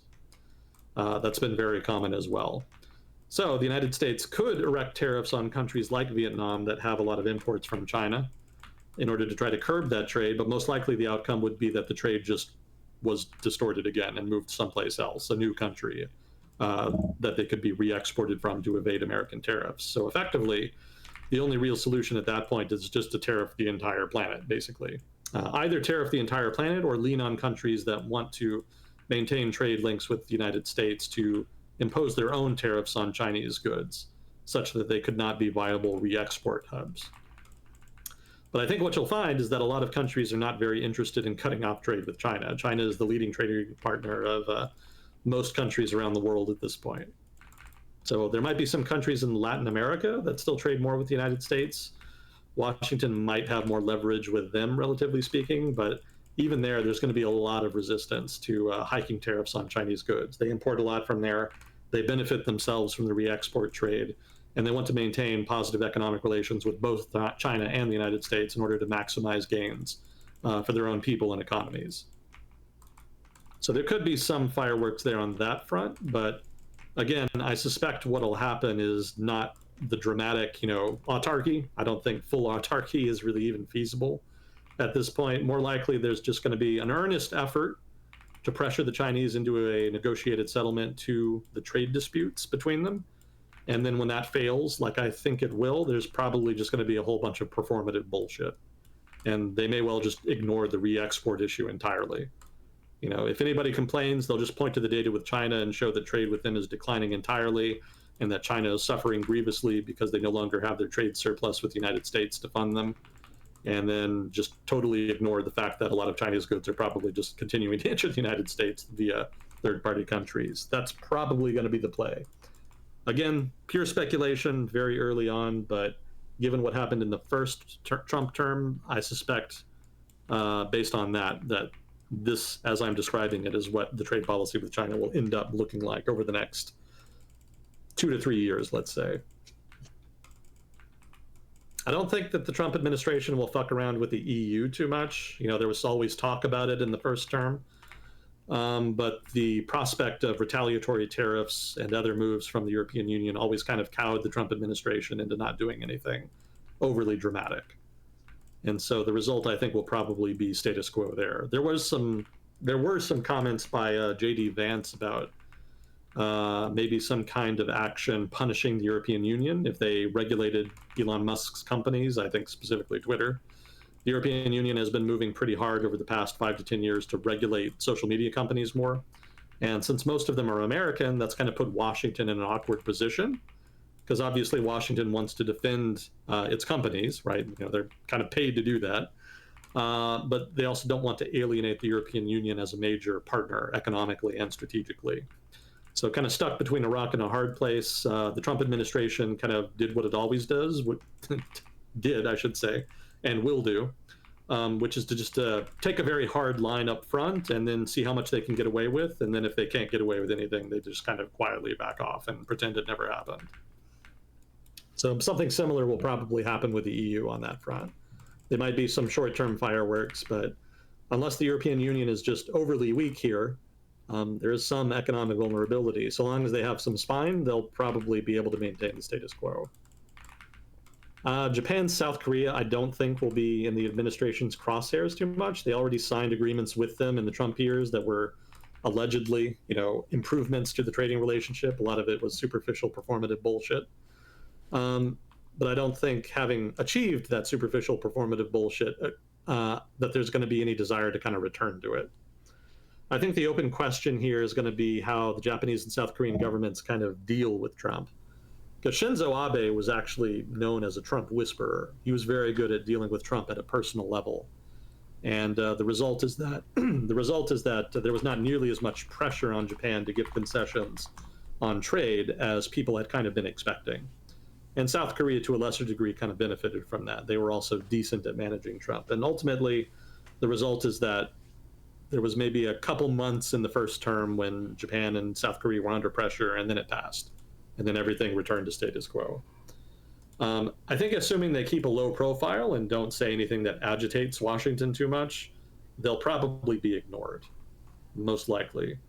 Unless there's somebody in the upcoming Trump administration that wants to start some shit, which is entirely possible. I haven't heard anything otherwise from the incoming Trump team that they're especially interested in Japan and South Korea as some kind of issue that has to be addressed. I've actually heard more comment from them as regards Taiwan. Trump has come out and said that TSMC kind of stole the American semiconductor industry, and that there should be more production in the United States. But given that there's already been a big effort to reshore semiconductor manufacturing into the United States by way of the Biden administration's industrial policy, specifically the CHIPS Act, TSMC has already been investing in U.S. chip manufacturing capacity. So I think that's more just cheap talk on the part of the Trump administration. I don't think there's necessarily going to be a big move to pressure them even more to build stuff in the United States. I did hear one comment from some guy, I don't think, it was an anonymous source, I think, in the Trump administration, but I could be wrong, I don't quite remember, that the United Kingdom may be made exempt from tariff hikes going forward. That kind of depends on whether, that's assuming the tariff hikes actually happen, but assuming they do, there's at least one person in the upcoming administration who seems to want to give the UK perhaps some exemptions to that. I actually checked out the British response on some subreddits, and there was some enthusiasm for that. The prospect is that the UK could become a re-export hub for European goods going to the United States. The Trump administration does hike tariffs on European goods coming into the US, but not on British goods coming into the US. What could happen is that European producers could just send their goods to Britain, and then those goods could be re-exported from Britain into the United States. So that could definitely benefit the United Kingdom economically. I think the issue there, though, is that invariably the Trump administration is going to want some kind of concession from the British government to do that. And I don't know if they're going to be game for that. It just kind of depends on how big the concessions are going to be. Keep in mind, Britain has a Labour government right now, so they're going to be pretty skeptical of anything that they would be asked to do that involve massive deregulation, which generally has been what has come up in trade talks between the United States and the UK over the years, especially during the Trump years. So probably that won't happen, I would guess, at least with the current Labour government in power. But even if they didn't have a Labour government in power, I don't know that it would be feasible, because the European Union would probably respond to some kind of arrangement in that vein that was designed to make the UK a re-export market by significantly jacking up tariffs on British goods. The idea being there to kind of ensure the integrity of the single market, basically.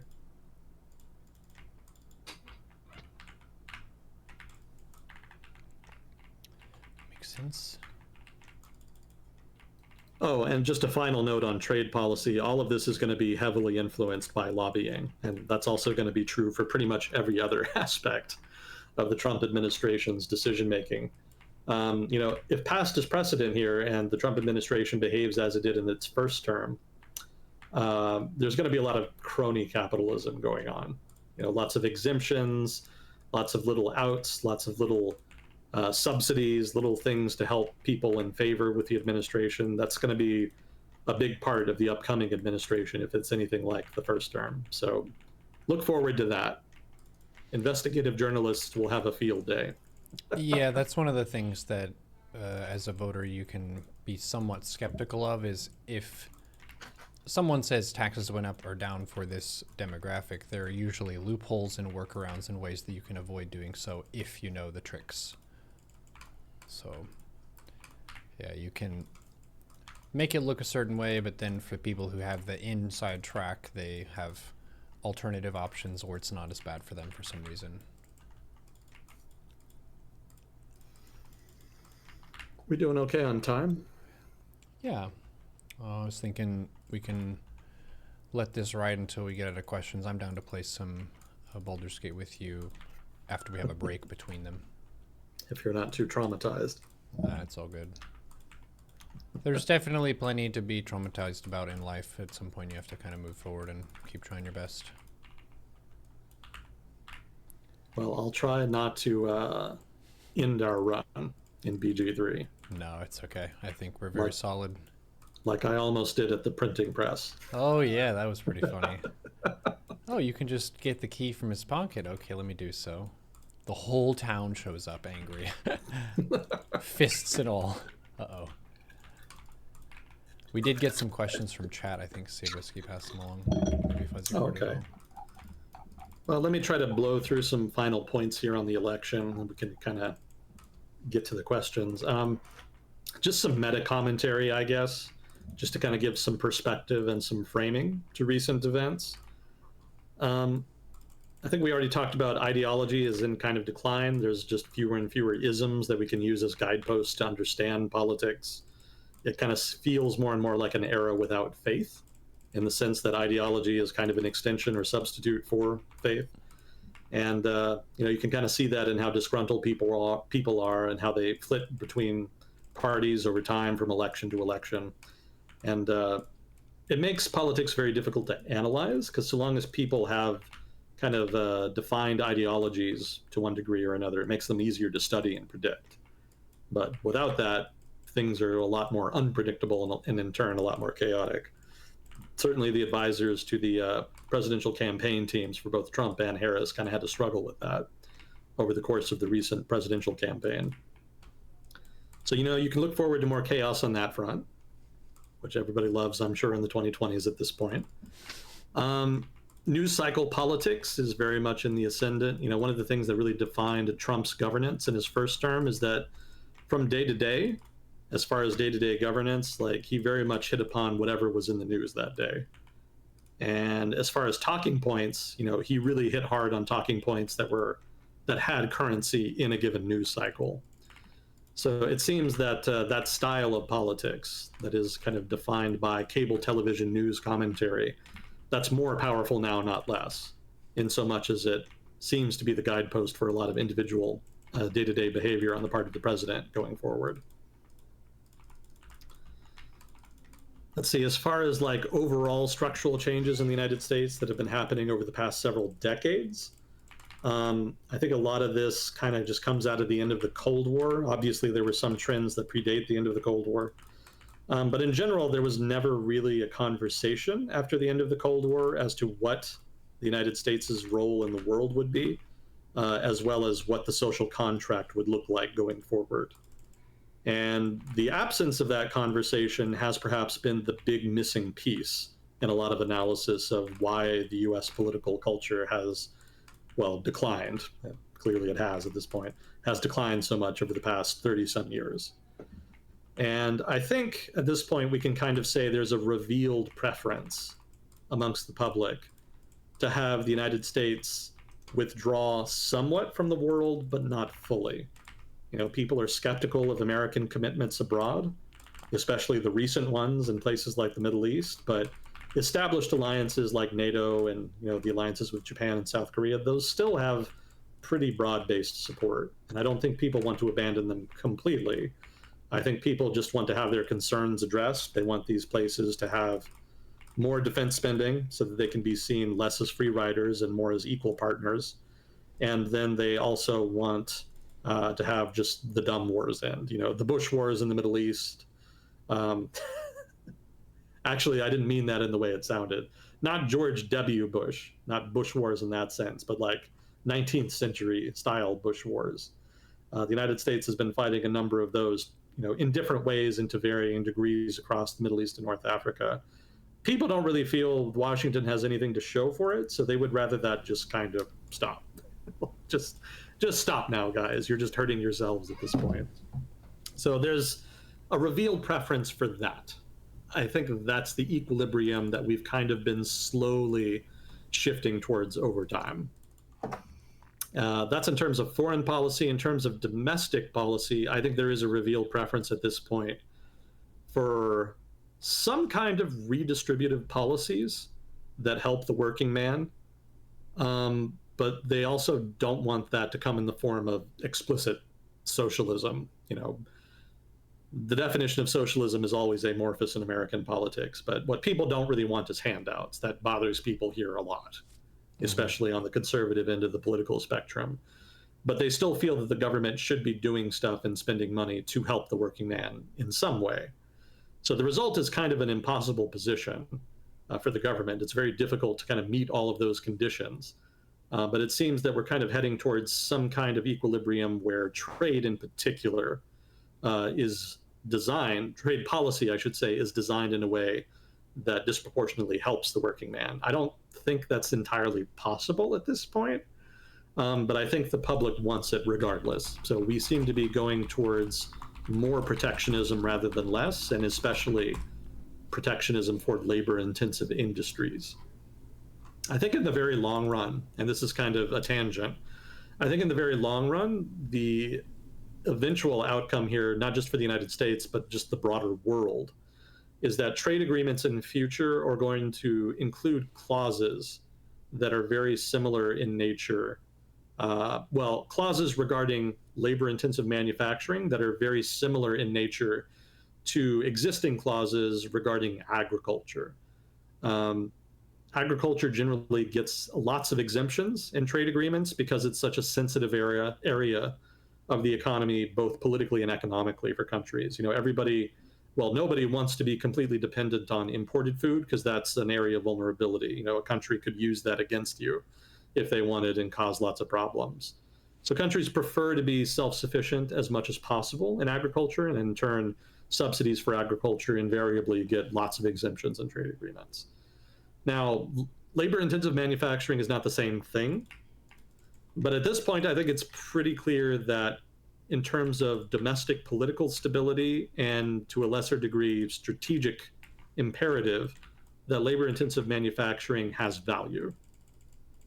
A lot of people in the United States, in Western Europe, just sort of the global Rust Belt generally at this point, lots of people who have high school level educations just struggle to thrive in these sort of post-industrial economies that the developed world has evolved into. And it's been causing lots of problems politically. And those problems have been growing in severity over time. So clearly, there needs to be some kind of sector of the economy that is for labor, that is labor-intensive in nature, where people can work and reliably get a living wage. And I don't think current free trade agreements really facilitate that. And I expect that some degree of protectionism for industries that fall into that category are going to be the inevitable future. Like I don't really see any way around that. The only alternative is to basically just continue on as we are now, with superficial band-aids being applied that kind of make the working class feel better, but doesn't actually do anything for them. To a degree, you can kind of think of the whole Trumpian populist movement as a kind of opiate for the working class. You know, he doesn't really do much for them, but he makes them feel better as they slowly just kind of self-immolate and disappear. That's a possible long-term solution, but I don't think any society is ever going to reach a point where they just don't have a working class. So, you know, even if the current generation of the working class just kind of fades away of their own accord, there's going to be a new cohort that moves in, right?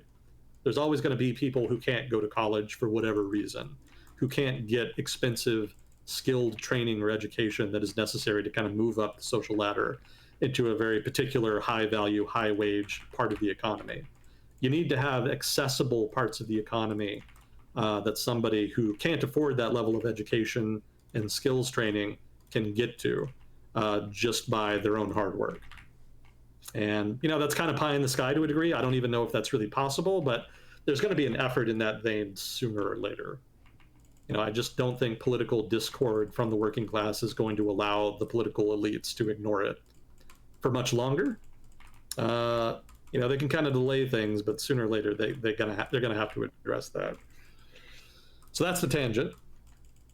Again, going back to just the meta commentary, the super cycle is just away from a little bit away from interventionism and then explicitly towards labor-intensive trade protections. I think that's going to be the kind of the equilibrium we settle on once this transition era kind of trends towards its conclusion, if it does trend towards a conclusion. Maybe we're just perpetually this chaotic, but I would like to think that we reach equilibrium at some point in the next 10, 20 years, and I think that's what it'll look like. And I would just point out here also that if this is the equilibrium we kind of trend towards, it's going to look very similar to where the United States was before World War II. So to a degree, you could consider all of these changes a kind of reversion to mean. You know, to a degree, we're just kind of reverting, I should say, to a pre-war status, albeit with slightly more involvement abroad. Sorry, go ahead. Regression to the mean. Regression to the mean, yeah. Let's see. Progressivism, for its part, obviously did not have a good election, but again, it was still a relatively close election. I don't think it's like a complete rejection of progressivism, so I don't think it's going to disappear, like I've seen some people on the right saying. That seems very unlikely to me.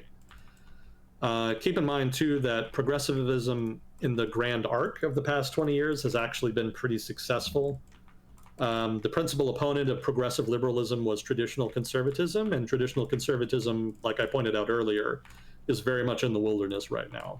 Like they're straight up not having a good time right now. So that's definitely been a major barrier removed as far as progressive liberalism, especially on the economic front. There has been over the past couple decades a broad shift in public support towards LGBT rights. You know, acceptance maybe is too high a bar, but certainly tolerance is much higher than it ever was before.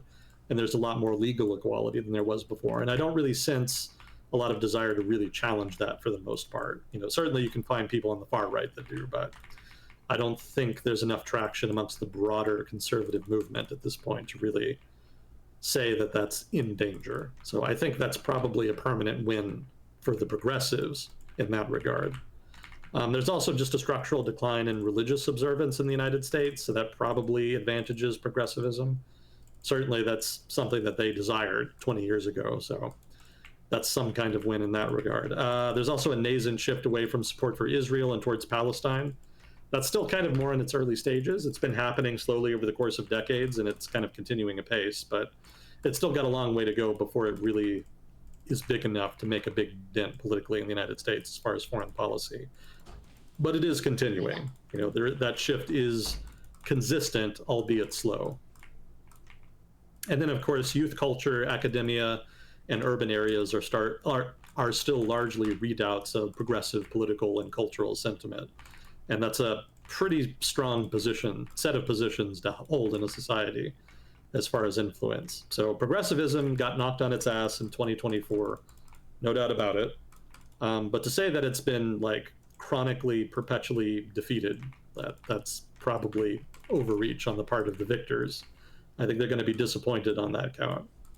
And that's going to be true even if the Democrats, as I think they eventually will, kind of trend towards the center on a lot of social issues.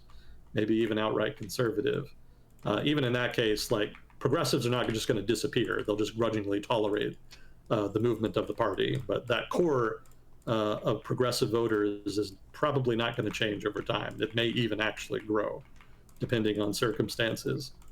So, a lot of core objectives for the progressives have been achieved over the past 20 years and probably will not be reversed, I would guess. We'll see. It's a very unpredictable era. But I think in general, they've still done relatively well for themselves, of course, from their own perspective. So, even if there have been recent defeats, they're not going to be permanent.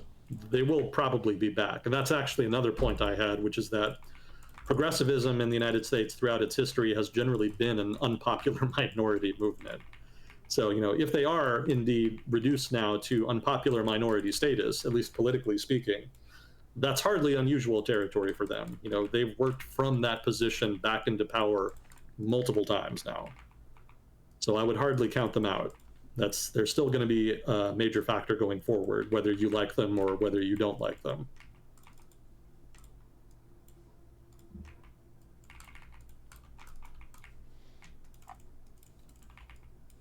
Let's see. Oh, yeah, I wanted to talk about this too, real quick.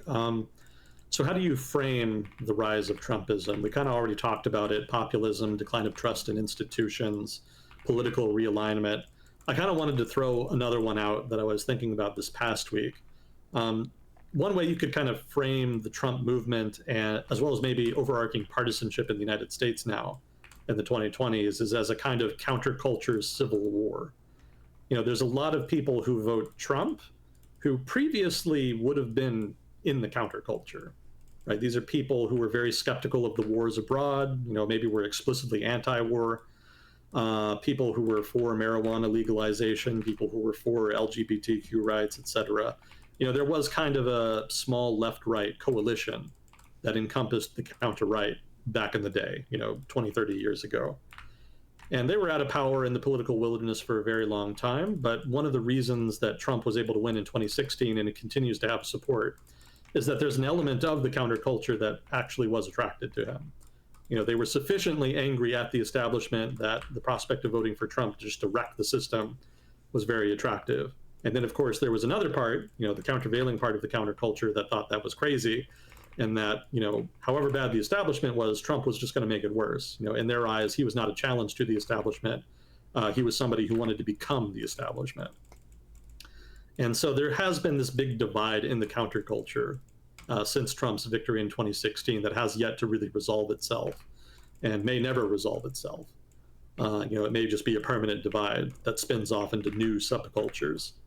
But I did think that was kind of worth pointing out. There are people who vote Trump who are like Rage Against the Machine fans, hate the establishment, want to bring down the system, etc. Have a lot of rhetoric and positions that would have been kind of counterculture 20 years ago, back during the Iraq War days, and who now vote for Trump. That sort of civil war is perhaps one of the big reasons and one of the defining characteristics of our political divide right now.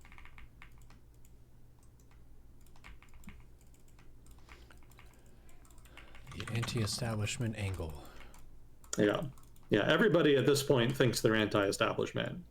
If you're Trump, if you're pro-Trump, if you're anti-Trump, like, everybody thinks they're fighting, quote unquote, the system. And that makes it really hard to kind of progress political discourse because, not everybody can be anti-establishment, right? Somebody's going to be in power. And it's not as though establishment political actors have disappeared. Like I said earlier, corporate America is still the winningest political faction in American political history, and they're definitely still there. And they're probably still going to get what they want going forward, regardless of outcome. So I think Team Trump at this point is probably more the establishment. And I would point out, I should have pointed this out earlier too, there are a number of corporate actors who have made de facto connections, if not outright alliances, with the Trump campaign ahead of the election. And going forward, presumably those alliances will continue into the new administration. So I think Trump may well have been peak counterculture in the 2016 to 2020 period. I think the second Trump term could actually see him be more establishment in so much as he fights more for establishment corporate interests than he did in the first term.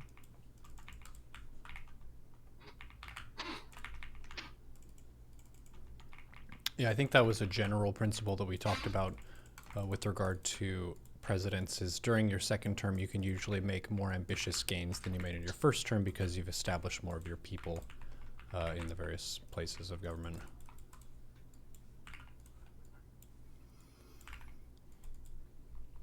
And I guess just a general forecast as far as to what to look forward to over the course of the upcoming Trump term, second Trump term. I guess three principal things I would point out. One, there's going to be lots of post hoc fallacies. You know, just because something happens after something else doesn't mean that something else caused the first something.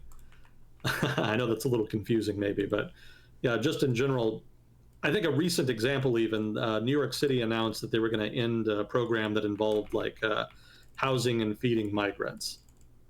And it happened right after a phone call between the mayor of New York City and Donald Trump.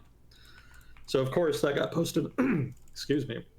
So of course that got posted on Reddit, and there was a big long, a series of angry posts about how, the Trump team is already, pushing around localities, New York City and whatnot, trying to impose their vision for immigration control and whatnot. And then kind of further down the comments, there was that one guy, there's always the one guy who actually provided the context, which is that before the talk with Trump, the mayor of New York City had done a press conference in which he had talked about how that program was about to be wrapped up anyway.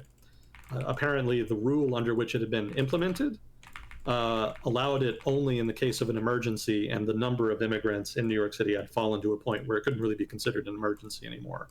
And so the legality of the program had basically come to an end, and they were going to wrap it up. So that was going to happen regardless of the Trump phone call. But that didn't stop people on social media from trying to spin it into a big rage bait thing.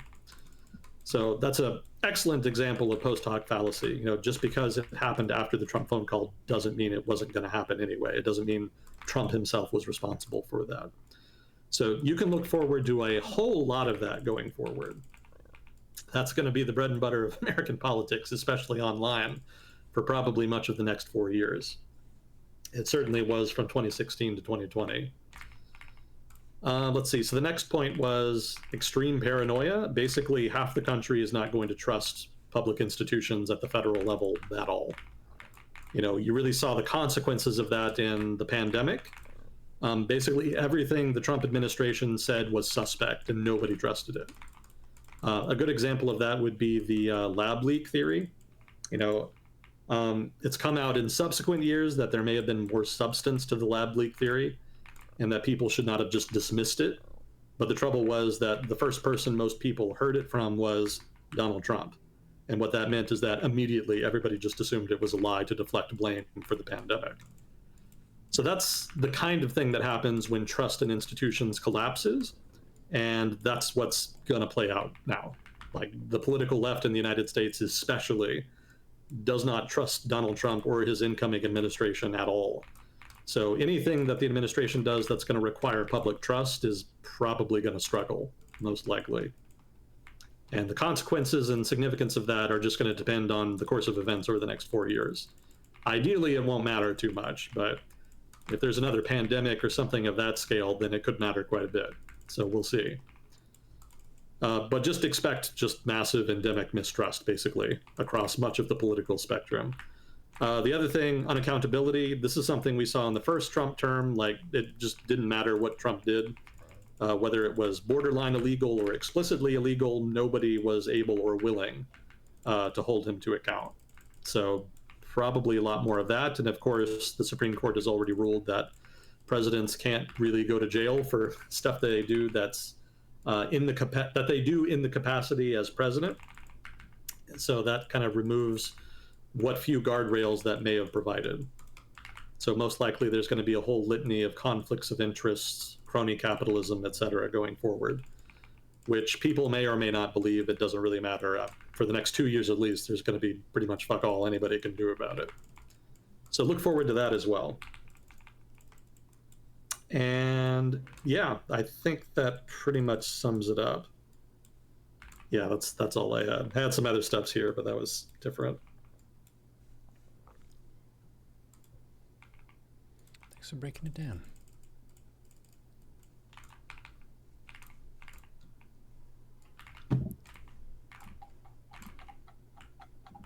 Let's see. I think you said we had some questions.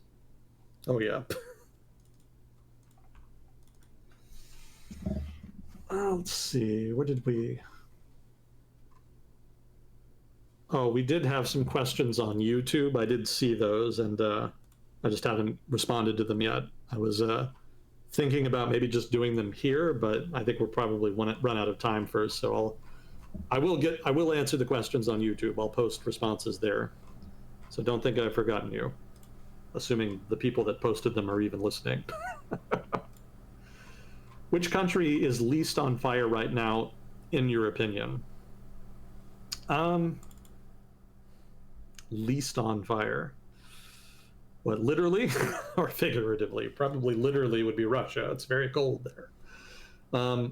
Figuratively, who's doing well right now?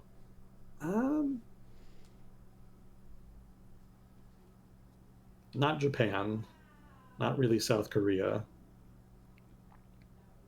Maybe Indonesia? Latin America is struggling with too much immigration stuff right now. There's too much dislocation from Venezuela. Peru's political crises kind of continue. Argentina very obviously has problems. Yeah, I don't think Latin America, not the Middle East, obviously, not Europe, not North America. Chat saying Norway. Maybe.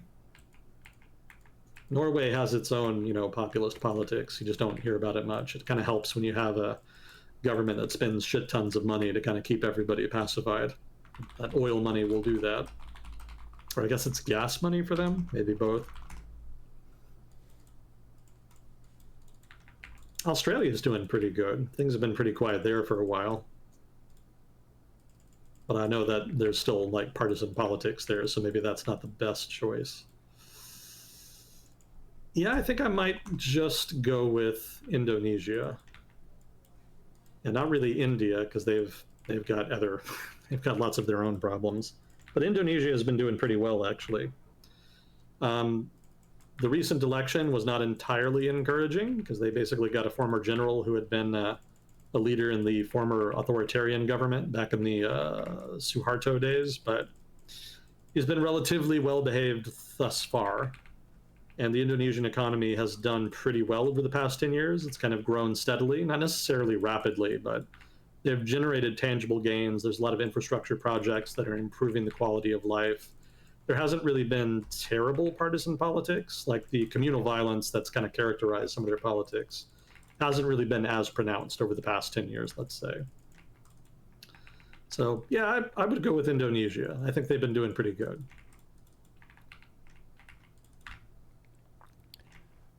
Let's see, do y'all think the fact that the Democratic candidate was a woman was a factor? I really don't, actually. I think highly yes. I strongly disagree. Yes, I think some people have the traditional old school view that men should more so be in leadership positions. Not everyone thinks this way, but I think enough people do that they are a no shot voting for a woman president kind of a voter. And then also, I think there's just a force of inertia of you're more likely to vote of someone that's your same demographic than you are to vote someone who's a different demographic from yourself. And I think that shows up pretty much every time anybody votes or gets voted for, is you're a lot more likely to vote for that person because they have more in common with you. They're going to face more or the same difficulties as you and that sort of thing. So, yeah. I don't know what the exact demographics of the US population are, but in terms of inertia and habits, it's going to be, I think, a hard sell to just get a president that's different from what we voted for before. But yeah, I think it was a pretty major factor, but I think the bigger factor, honestly, was time. That Harris had time to run and establish herself. Like, it was more so talking about Trump versus Biden and being like, is Biden fit to do another round? And it seemed like he was going to go again, and then he dips late. That was a huge factor. It's hard to say which factor was the largest of all of them, but yeah, there were definitely some wins against Harris. And then also, like you said, incumbents don't have it very good right now because people are pretty dissatisfied. So you really need to have a lot of public faith to be able to sell another round. And she was basically seen as another Biden. So it was like, did you like Biden? His brand kind of sucks now because he's mentally withered. So even people who are left-leaning don't really like the Biden administration. So it feels like more of the same, but then a different type of candidate. And the thing that I heard from people was that they didn't perceive her as being experienced enough for the job. But yeah, it's tough to say like how much a systemic social bias contributed to that. But for women who I've talked to, it seems like that was a really awesome point of visibility of someone who seemed to be a savvy politician and had their interests in mind and understood their issues on a fundamental physical level because she is a woman. It's a lot harder to listen to an old guy tell you like what you should do about your rights and your body and that kind of stuff. And many women's rights that we have today in the United States, we didn't have just a few decades ago. So it's more fresh than a lot of younger people like 20s and 30s realize of these were recent breakthroughs in civil rights and women's rights, and they haven't been around for that long, which means that older people might not have even necessarily been fully on board with these more modern ideas of women can vote and own property and run businesses and do everything that a man can do in that sense. So yes, I do think it was a pretty strong factor. The largest factor, I would not say so, but I would say it's definitely a factor that was some greater than 1% of the vote. And that's my opinion. It's not a that's a fair point. fact That's that a I've fair verified. point. Yeah, the only reason I would be dubious is that I don't think a lot of people who think like that, who would not want to vote for somebody because they're a woman, I don't think those kinds of voters would ever vote for a Democrat anyway. Fair. I think they're pretty heavily biased towards the Republican Party to begin with. So Yeah, they're more openly traditionalist. yeah, so I don't think the Dems really lose too much by putting forward a female candidate in that sense. In so much as there's people like that sort of in the middle among independents, maybe among the sort of Reagan Democrat crowd, sort of the working class Democrats that they're losing to Trump, that could make it a factor. If that is the case, then I would definitely agree with you, like 100%. Mm-hmm. So let's see. What are the possible political ramifications if Project 2025 moves forward? If it moves forward. Yeah, I didn't invest a lot of energy into Project 2025 because my impression is that it was just a think tank report that nobody expected to be taken all that seriously. Think tanks, especially big advocacy outfits like the Heritage Foundation, they crank out reports like this, especially around election time, pretty frequently.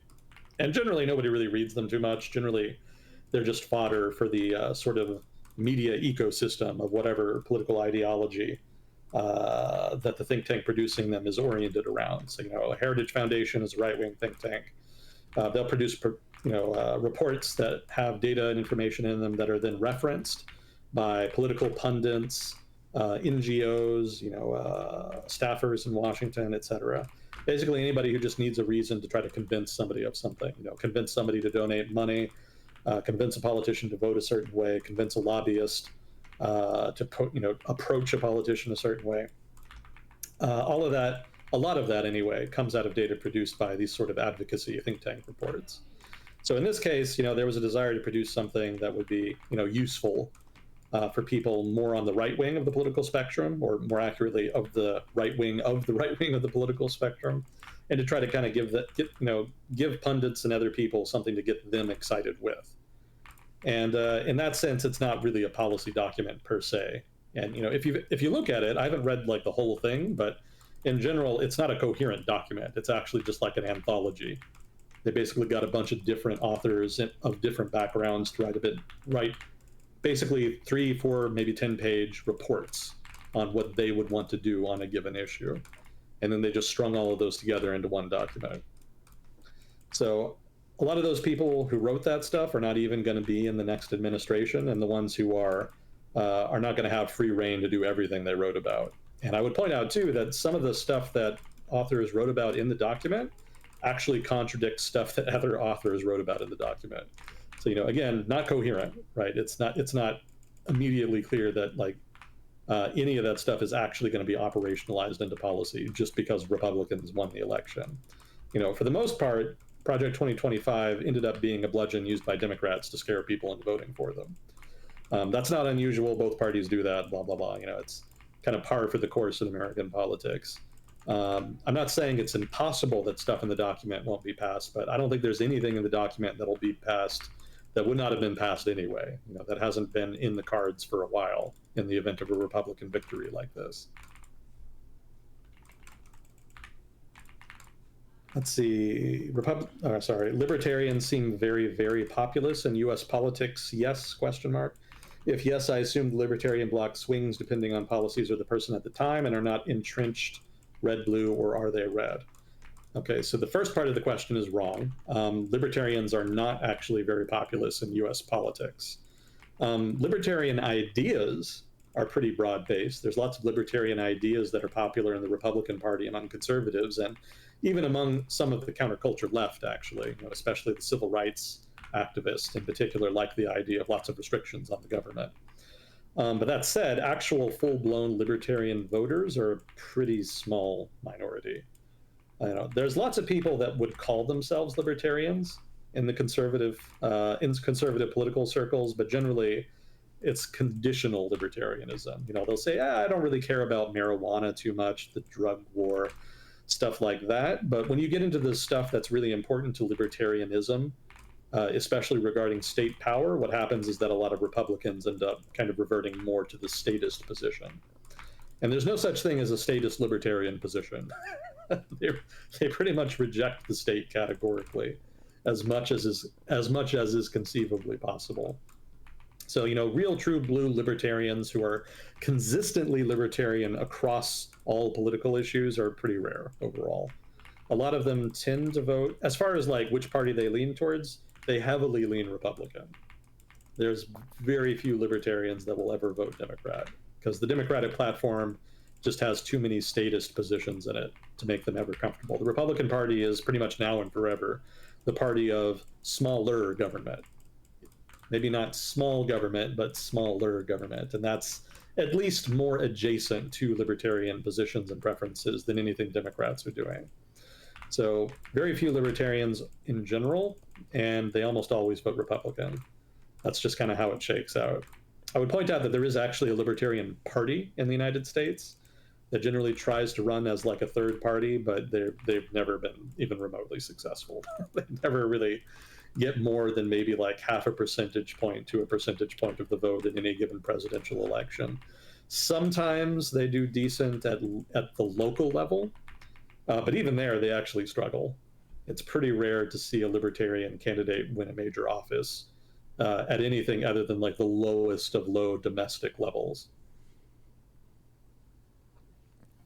Yeah, the one note there is that sometimes a libertarian candidate will be so successful that they end up running under the Republican banner, which, like Ron Paul, you could kind of still call them a libertarian, even though they end up running under Republican, but you're correct in that basically no one ever runs full libertarian and then contests the presidential election. They usually get like less than 1% of the vote. Same thing with the Green Party. The Green Party and the Libertarian Party, from my perspective, are like more ideologically motivated and more, I don't want to say extreme, like they're crazy, but they're further right and further left than the Democrat and the Republican Party. And anyone who's very successful in one of those parties often will just hop over to the larger party to get more reach.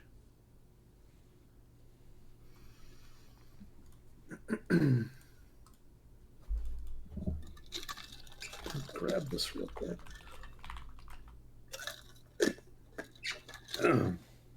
Can you talk about California's referendum number 6, in slavery for inmates? Not really, if I'm honest. I haven't followed that. The only reason I even know it exists is because I read an article a couple days ago that was critiquing, shall we say, somewhat impertinently, the Democratic strategy for the presidential election, and as well as just general, Democratic positions on a broad range of issues. And they were very critical of what they believed to be an overemphasis on performative public policy positions.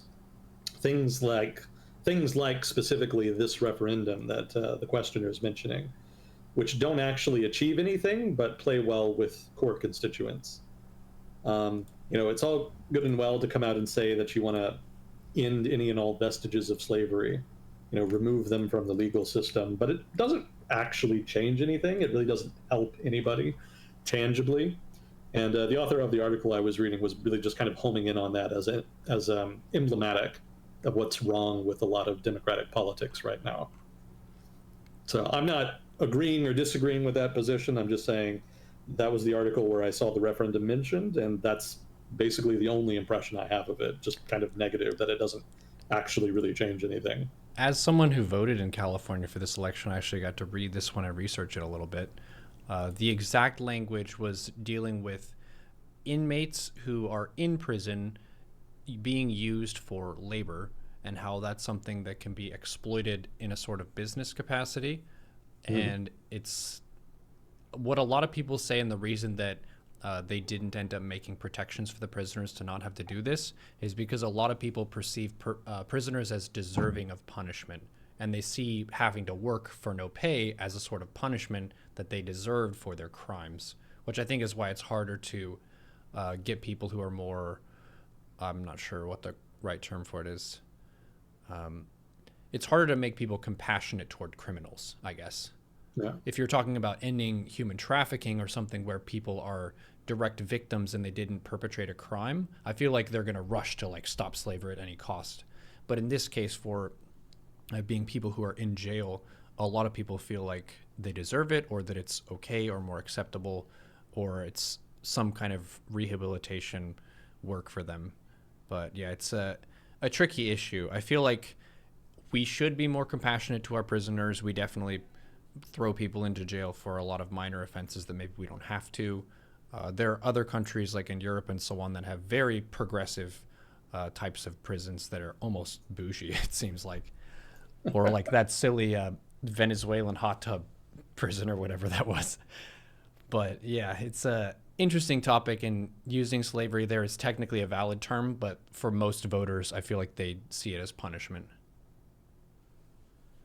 Makes sense. Yeah. Did it end up passing? It did not. It a did lot not. of people who were wanting to end that, they were very upset. They're like, I Stands can't to believe reason. people voted for slavery in California. And I was like, what? Oh, that one. Yeah. Okay, I see. Gotcha. Yeah, did you do your research on all that stuff before you voted? Yes. For a lot of the referendums, I feel like as a voter, it's almost not a huge deal sometimes because the language of it can be so nebulous that it's tough to say what the actual steps would be to achieve that. Like, how achievable is this? What needs to actually happen? And once it changes, how do we hold people accountable? Like, there's a lot that goes into making one of these referendums pass and then actually bringing that to part of policy. So it felt like a less consequential decision, but all decisions on the ballot technically have some consequences. I highly encourage people to vote. Even if you don't consider yourself to be a politically savvy person, there are people who are less politically savvy than you who will vote, so you should partake.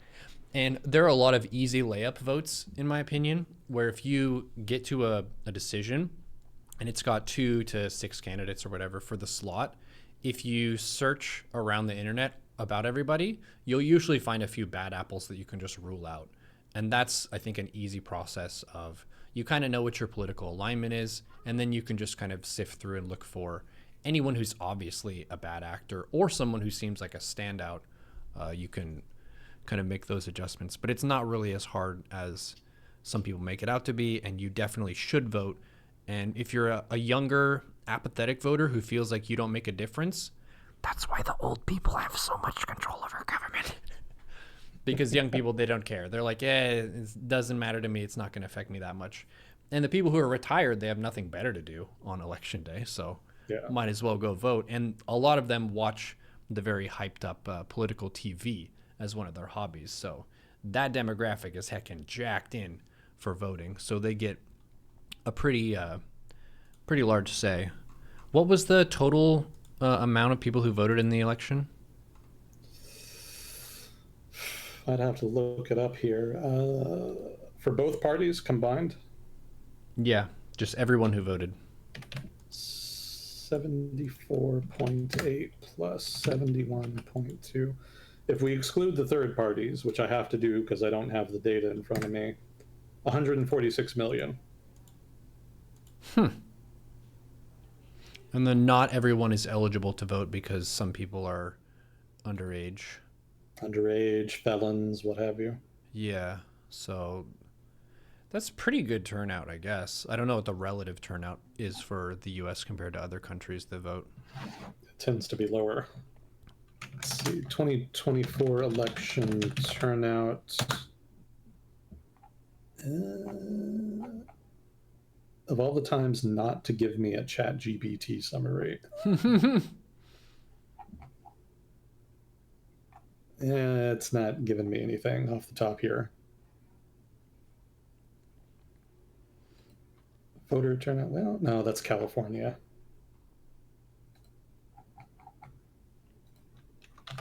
If somebody in chat wants to use their superior Google foo to give us this number, please feel free. Someone in chat said 81 million voted Democrat in 2020 and 66 million voted for Harris this time. Yeah, it was much lower. 2020, okay, WAPO is saying 2024 turnout is near the 2020 record.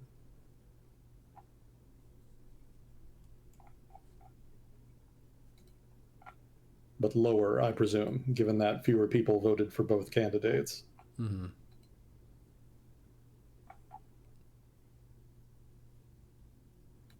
Yeah, I'm not seeing any final number. There may not be anybody reporting it yet since we don't have all of the results.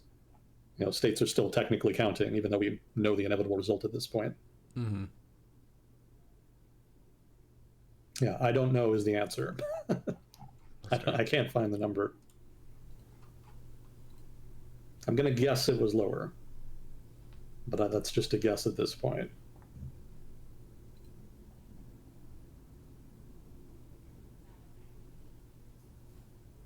Oh, let's see. Someone's asking if you think there was election fraud. Oh God, I saw that on Reddit.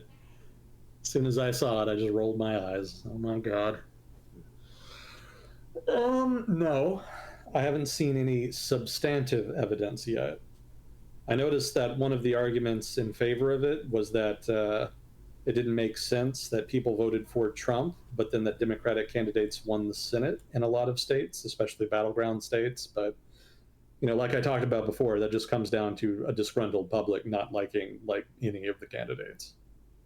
So that's not like so far outside the realm of possibility that fraud is the only answer. Mm-hmm. I still don't like electronic voting machines. If somebody wants to investigate those, by all means. But in general, like the result makes sense. It's not that surprising. We always knew it would be a close election. We knew that inflation was a major disadvantage for Harris. And we knew that given the math of the election, that Trump had more pathways to victory than Harris. You know, we talked about that the week before the election, the last time. So everything came in about as predicted, honestly. It's not shocking.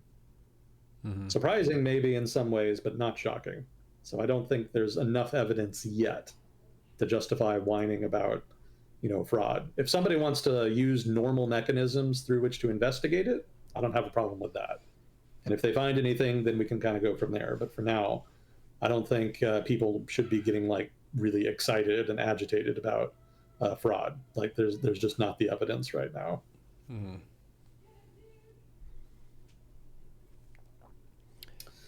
Do I think Republicans will keep the House? Yes. That's what the exit polling is suggesting. That's what the early returns are suggesting. So the expectation is that they will get the House. It's not definitive yet. They are still counting. I think California kind of drags its ass on voting, on counting ballots. So some of the House races there, which are really close, are still not finalized. But all of the signs point Republican.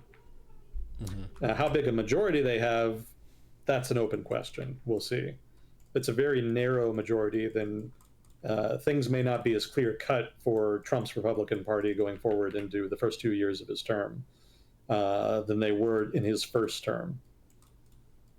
So keep your eye on that. But if you're thinking that you might be able to avoid a Republican supermajority, no, almost certainly not. It's going to happen.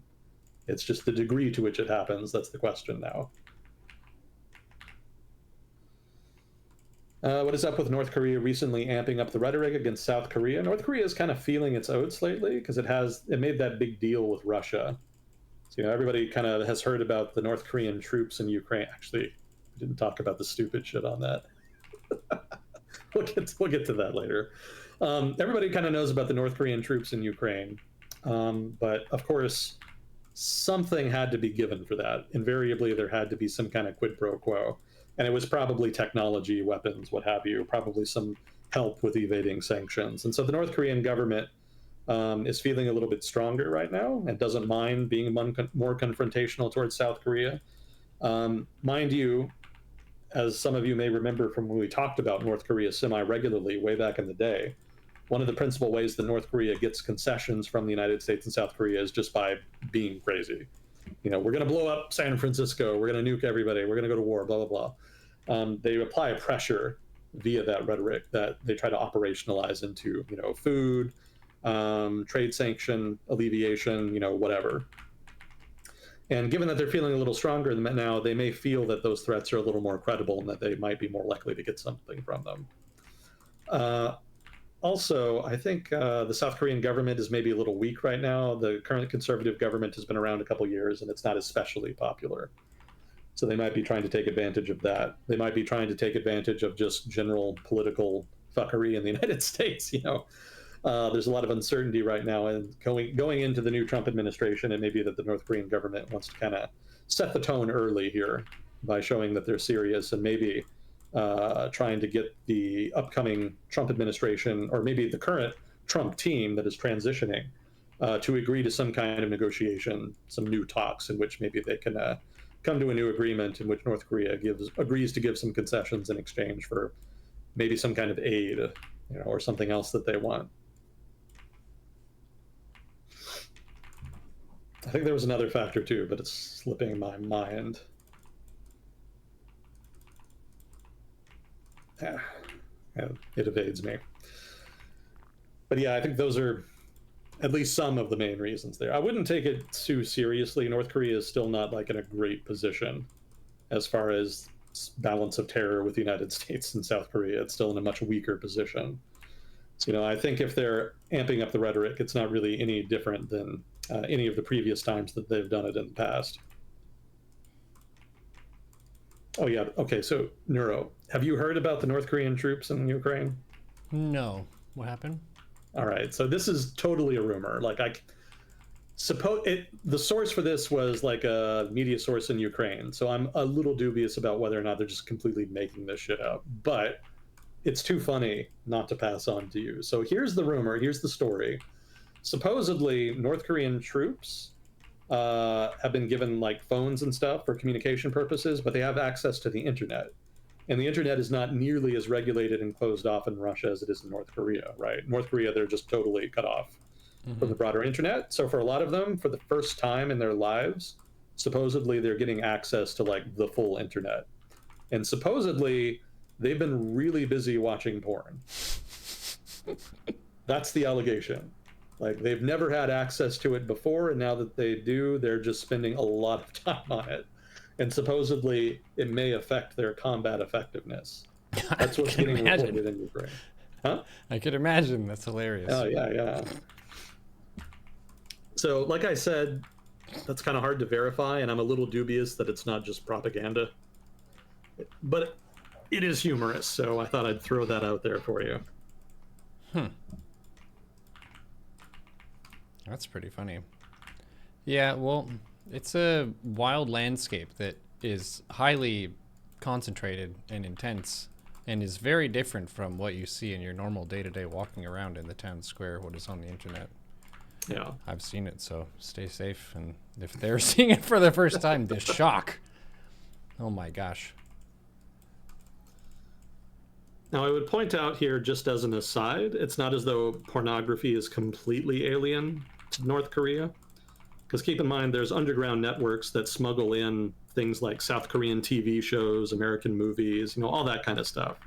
So there is an underground market for like USB drives that have all of that. And porn is no different, right? Obviously, if you're a smuggler, porn is going to be a popular item. Like it always is. So it's there, and people use it, view it, etc. But of course, there's always risk involved, and there's a limit to your selection for obvious reasons.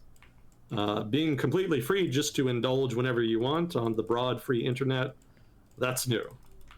So that's the difference. But it's not completely unprecedented. It's not as though none of them have ever seen it before, most likely. Makes sense. Can you explain how Mexican crime cartels can still exist and why there isn't a more concerted effort to eliminate them? It's very difficult to fight organized criminal groups. And I would point out that there is a very concerted effort to fight them. The ATF? Wait, no, that's not right. Somebody in chat help me out. The agency responsible for fighting drug crime. That and the FBI are very involved with fighting organized crime in the United States. And they coordinate a lot with the Mexican government with regard to dealing with Mexican crime cartels. That's totally normal. Like, that's been happening for a long time. There's a lot of money and energy put into it. And they do decent work, but the issue is that the scale of the problem is so large that it doesn't really matter too much. They can put a dent in it, they can limit the upper bound of how much power they can exert in Mexico and in the United States, but getting rid of them, no, that's not happening. You're not going to get rid of Mexican cartels any more than you're going to get rid of the Colombian cartels that were dominant back in the 1990s. You can fuck them up, you can kill some leaders, you can hobble their operations, but invariably, more organizations just crop up to replace the ones that disappear. So organized crime is never going away completely. You just kind of have to tend it. It's kind of like with the Israelis and the Palestinian issue. They have to mow the grass sometimes. That's how it works with organized crime. Like, you can't get rid of it completely. You just have to mow the grass and maintain it over time as best you can. And I would point out that this is going to continue to be a problem regardless of what the incoming Trump administration does. They can significantly increase the budget for the agencies responsible for dealing with the issue, but again, given the economic incentive to sell drugs and weapons in the United States as well as Mexico, and given how desperate a lot of people in Mexico are for decent incomes, high incomes in the case of a lot of organized crime activity, almost nothing you can do can stop it. You can kill thousands of them, but there's going to be plenty more people that want that money, or that need it even. And keep in mind, too, that Mexican politics is very corrupt, and the cartels have infiltrated broad swaths of it. So, that makes it exceptionally difficult for institutions in Mexico to deal with them, and those are the main institutions that fight them. The U.S. as a foreign country can only do so much.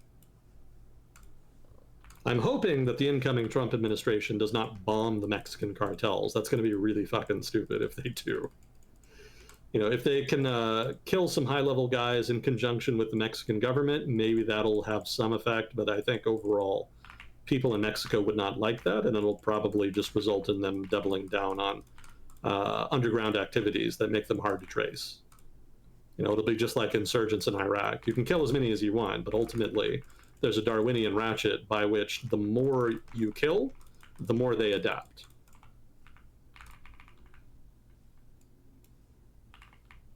Will Mike Johnson keep the speakership? I have no idea. Given how competitive the House is, certainly with regard to Johnson's election, the first go-round, it's very much in doubt whether or not there's not going to be anybody so ambitious that they won't challenge him for the speakership's role. So we'll have to wait and see on that. There may be a big competition to see who can out-Trump the other and be the most Trumpy guy to get that post. But on the other hand, if the margin of the Republican majority in the House is super narrow, there might actually be room for moderate kingmakers in the House to actually pressure them into being less Trumpy. That's very much an open question, and it depends entirely on the outcome of the thus far unresolved House seats that are, the counting for which are ongoing.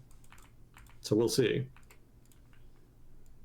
But I can't tell for now. I can't predict right now what it'll look like. Let's see. Why do you think voter turnout was 66.7% in 2020, but only 57.4% in 2024? So it was lower. Okay.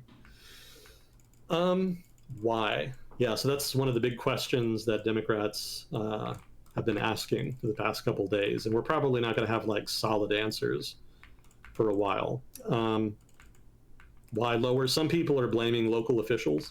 When I was doing research on Philadelphia, one of the things I noted in the paper is that the Harris campaign actually blamed, I think it was the mayor of Philadelphia, for the lack of turnout in the city, which was partially responsible for them losing Pennsylvania. And so to a degree, it could just be lack of political skill on the part of local officials, since those are the ones that are more responsible for the ground game in places like that. But that's not really a satisfactory explanation, because that doesn't explain why other battleground states had the same phenomena play out. It could be that the guy in Philadelphia was just incompetent, but then how do you explain all the other places? Like, were they all incompetent? That seems kind of unlikely. So more likely, best explanation I could give is the same one that I gave before, which is that people just were not excited by either choice and didn't want to turn out to vote at all. And keep in mind that it's kind of yeoman's work to get people to turn out to vote in general, regardless of who's running in the United States. It's just kind of inherently difficult. So in a campaign where neither candidate is very exciting, it's especially difficult. Keep in mind in the 2020 election, there was so much drama. That was a wild year. And after 4 years of Trump, and after the pandemic, and after the riots, like, everybody had something to say. Everybody had a reason to come out to vote. Everybody wanted to vote for some kind of change, one way or the other. In this election, it didn't really feel the same. In this election, it kind of felt like voting on, who would be responsible for closing up the shop. Who's going to kind of guide us through this long period of decline we're in. And that doesn't get people out. People didn't really feel either candidate was really going to be able to deliver on much, and so people didn't show up. And I think that's the bigger reason. So I could be wrong. Again, there's going to be a lot more analysis on that going forward. Somebody will probably have a better answer at some point, or maybe has a better answer now, but that's my impression at this point. It was just kind of a lame election in the minds of many. Okay, that's all we had for questions. Well done. We have 1 minute. 1 minute. Okay, I will answer the two guys who had questions on YouTube. I'll do that. I'll try to do that tomorrow. I'll try to do it soon. But beyond that, I didn't really have anything else. There actually is other stuff going on in the world. I think somebody somewhere in YouTube mentioned talking about Germany. Germany's government has basically now collapsed, so that's very exciting. I had an Israel update, nothing too dramatic, but basically the defense minister was fired, and that does suggest the Israeli government is going to go even harder on the Palestinians going forward, which obviously is pretty terrible in many ways for many people. Also, some protests in Cuba recently. Another hurricane hit them. They'd been trying to get their electrical power supply back online. It had gone just completely dark a couple weeks ago. They were able to get it partially back online, but they had rolling blackouts. But now it's having even more trouble on account of the hurricane. And there are reports of intermittent protests in different parts of Cuba. We'll see if that goes anywhere. I would guess probably not, but we'll see.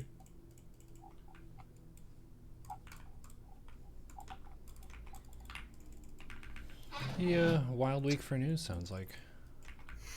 Oh, yeah. Lots of drama. Oh, I didn't even get to the FEMA thing.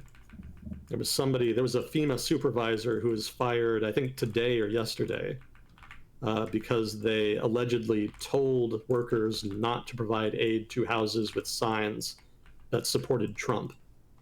So you're going to be hearing about that a lot over the next week, probably. That kind of feeds into like all of the conspiracy theories about the deep state being opposed to Trump and his followers. So yeah, that's definitely going to be a thing you hear about at some point in the near future. Other than that, I've been dicking around in Suno still. That's been fun. Suno? Suno, yeah, that's the AI program that generates songs for you. Oh, yeah, yeah. What have you made?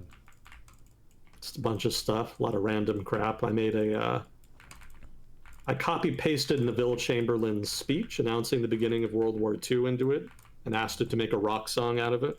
Huh. That was pretty fun. And other thing, I think today I put in the Yellow Rose of Texas and asked it to make a rock song out of that. Last night I asked it to make a rock song out of Over There. Do you remember that?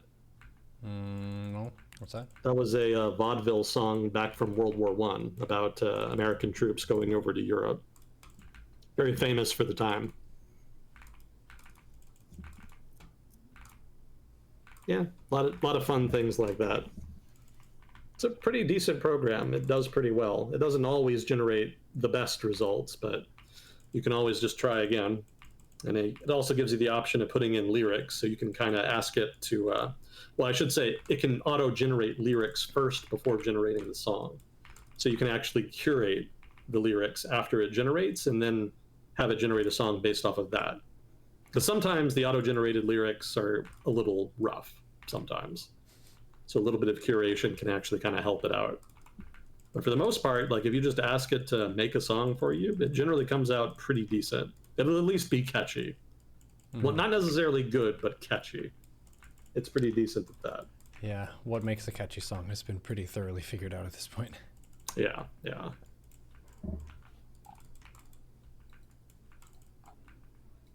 Well,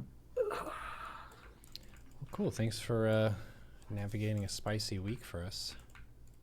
Yeah, no problem. My pleasure. Hopefully it was of interest to people. I don't know that I had a whole lot to say about it that hasn't been said before, but maybe there was some new information for some people.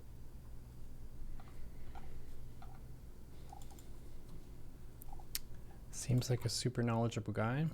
Yeah. But everybody makes mistakes sometimes, so if you got anything wrong, please leave us 2 to 3 scathing reviews in the YouTube comments. Yeah, I saw the ones we got in the last YouTube video. Mm-hmm.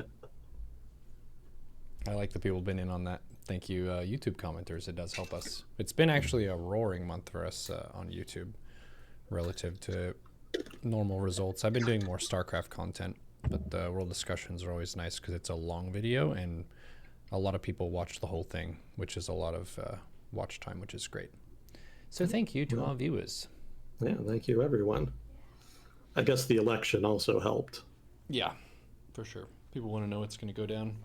And your take on things tend to be less shouting and shit talking than a lot of others, so it can be sobering for some people. But we have been known to have a bias, and as we've said many times before, every news source has a bias. Factor that in when you interpret it. I'm sorry that my opinions might not be exactly the same as yours, but that's how it goes. Say la vie. Yep. Chat says we have 4 more years of interesting content to utilize.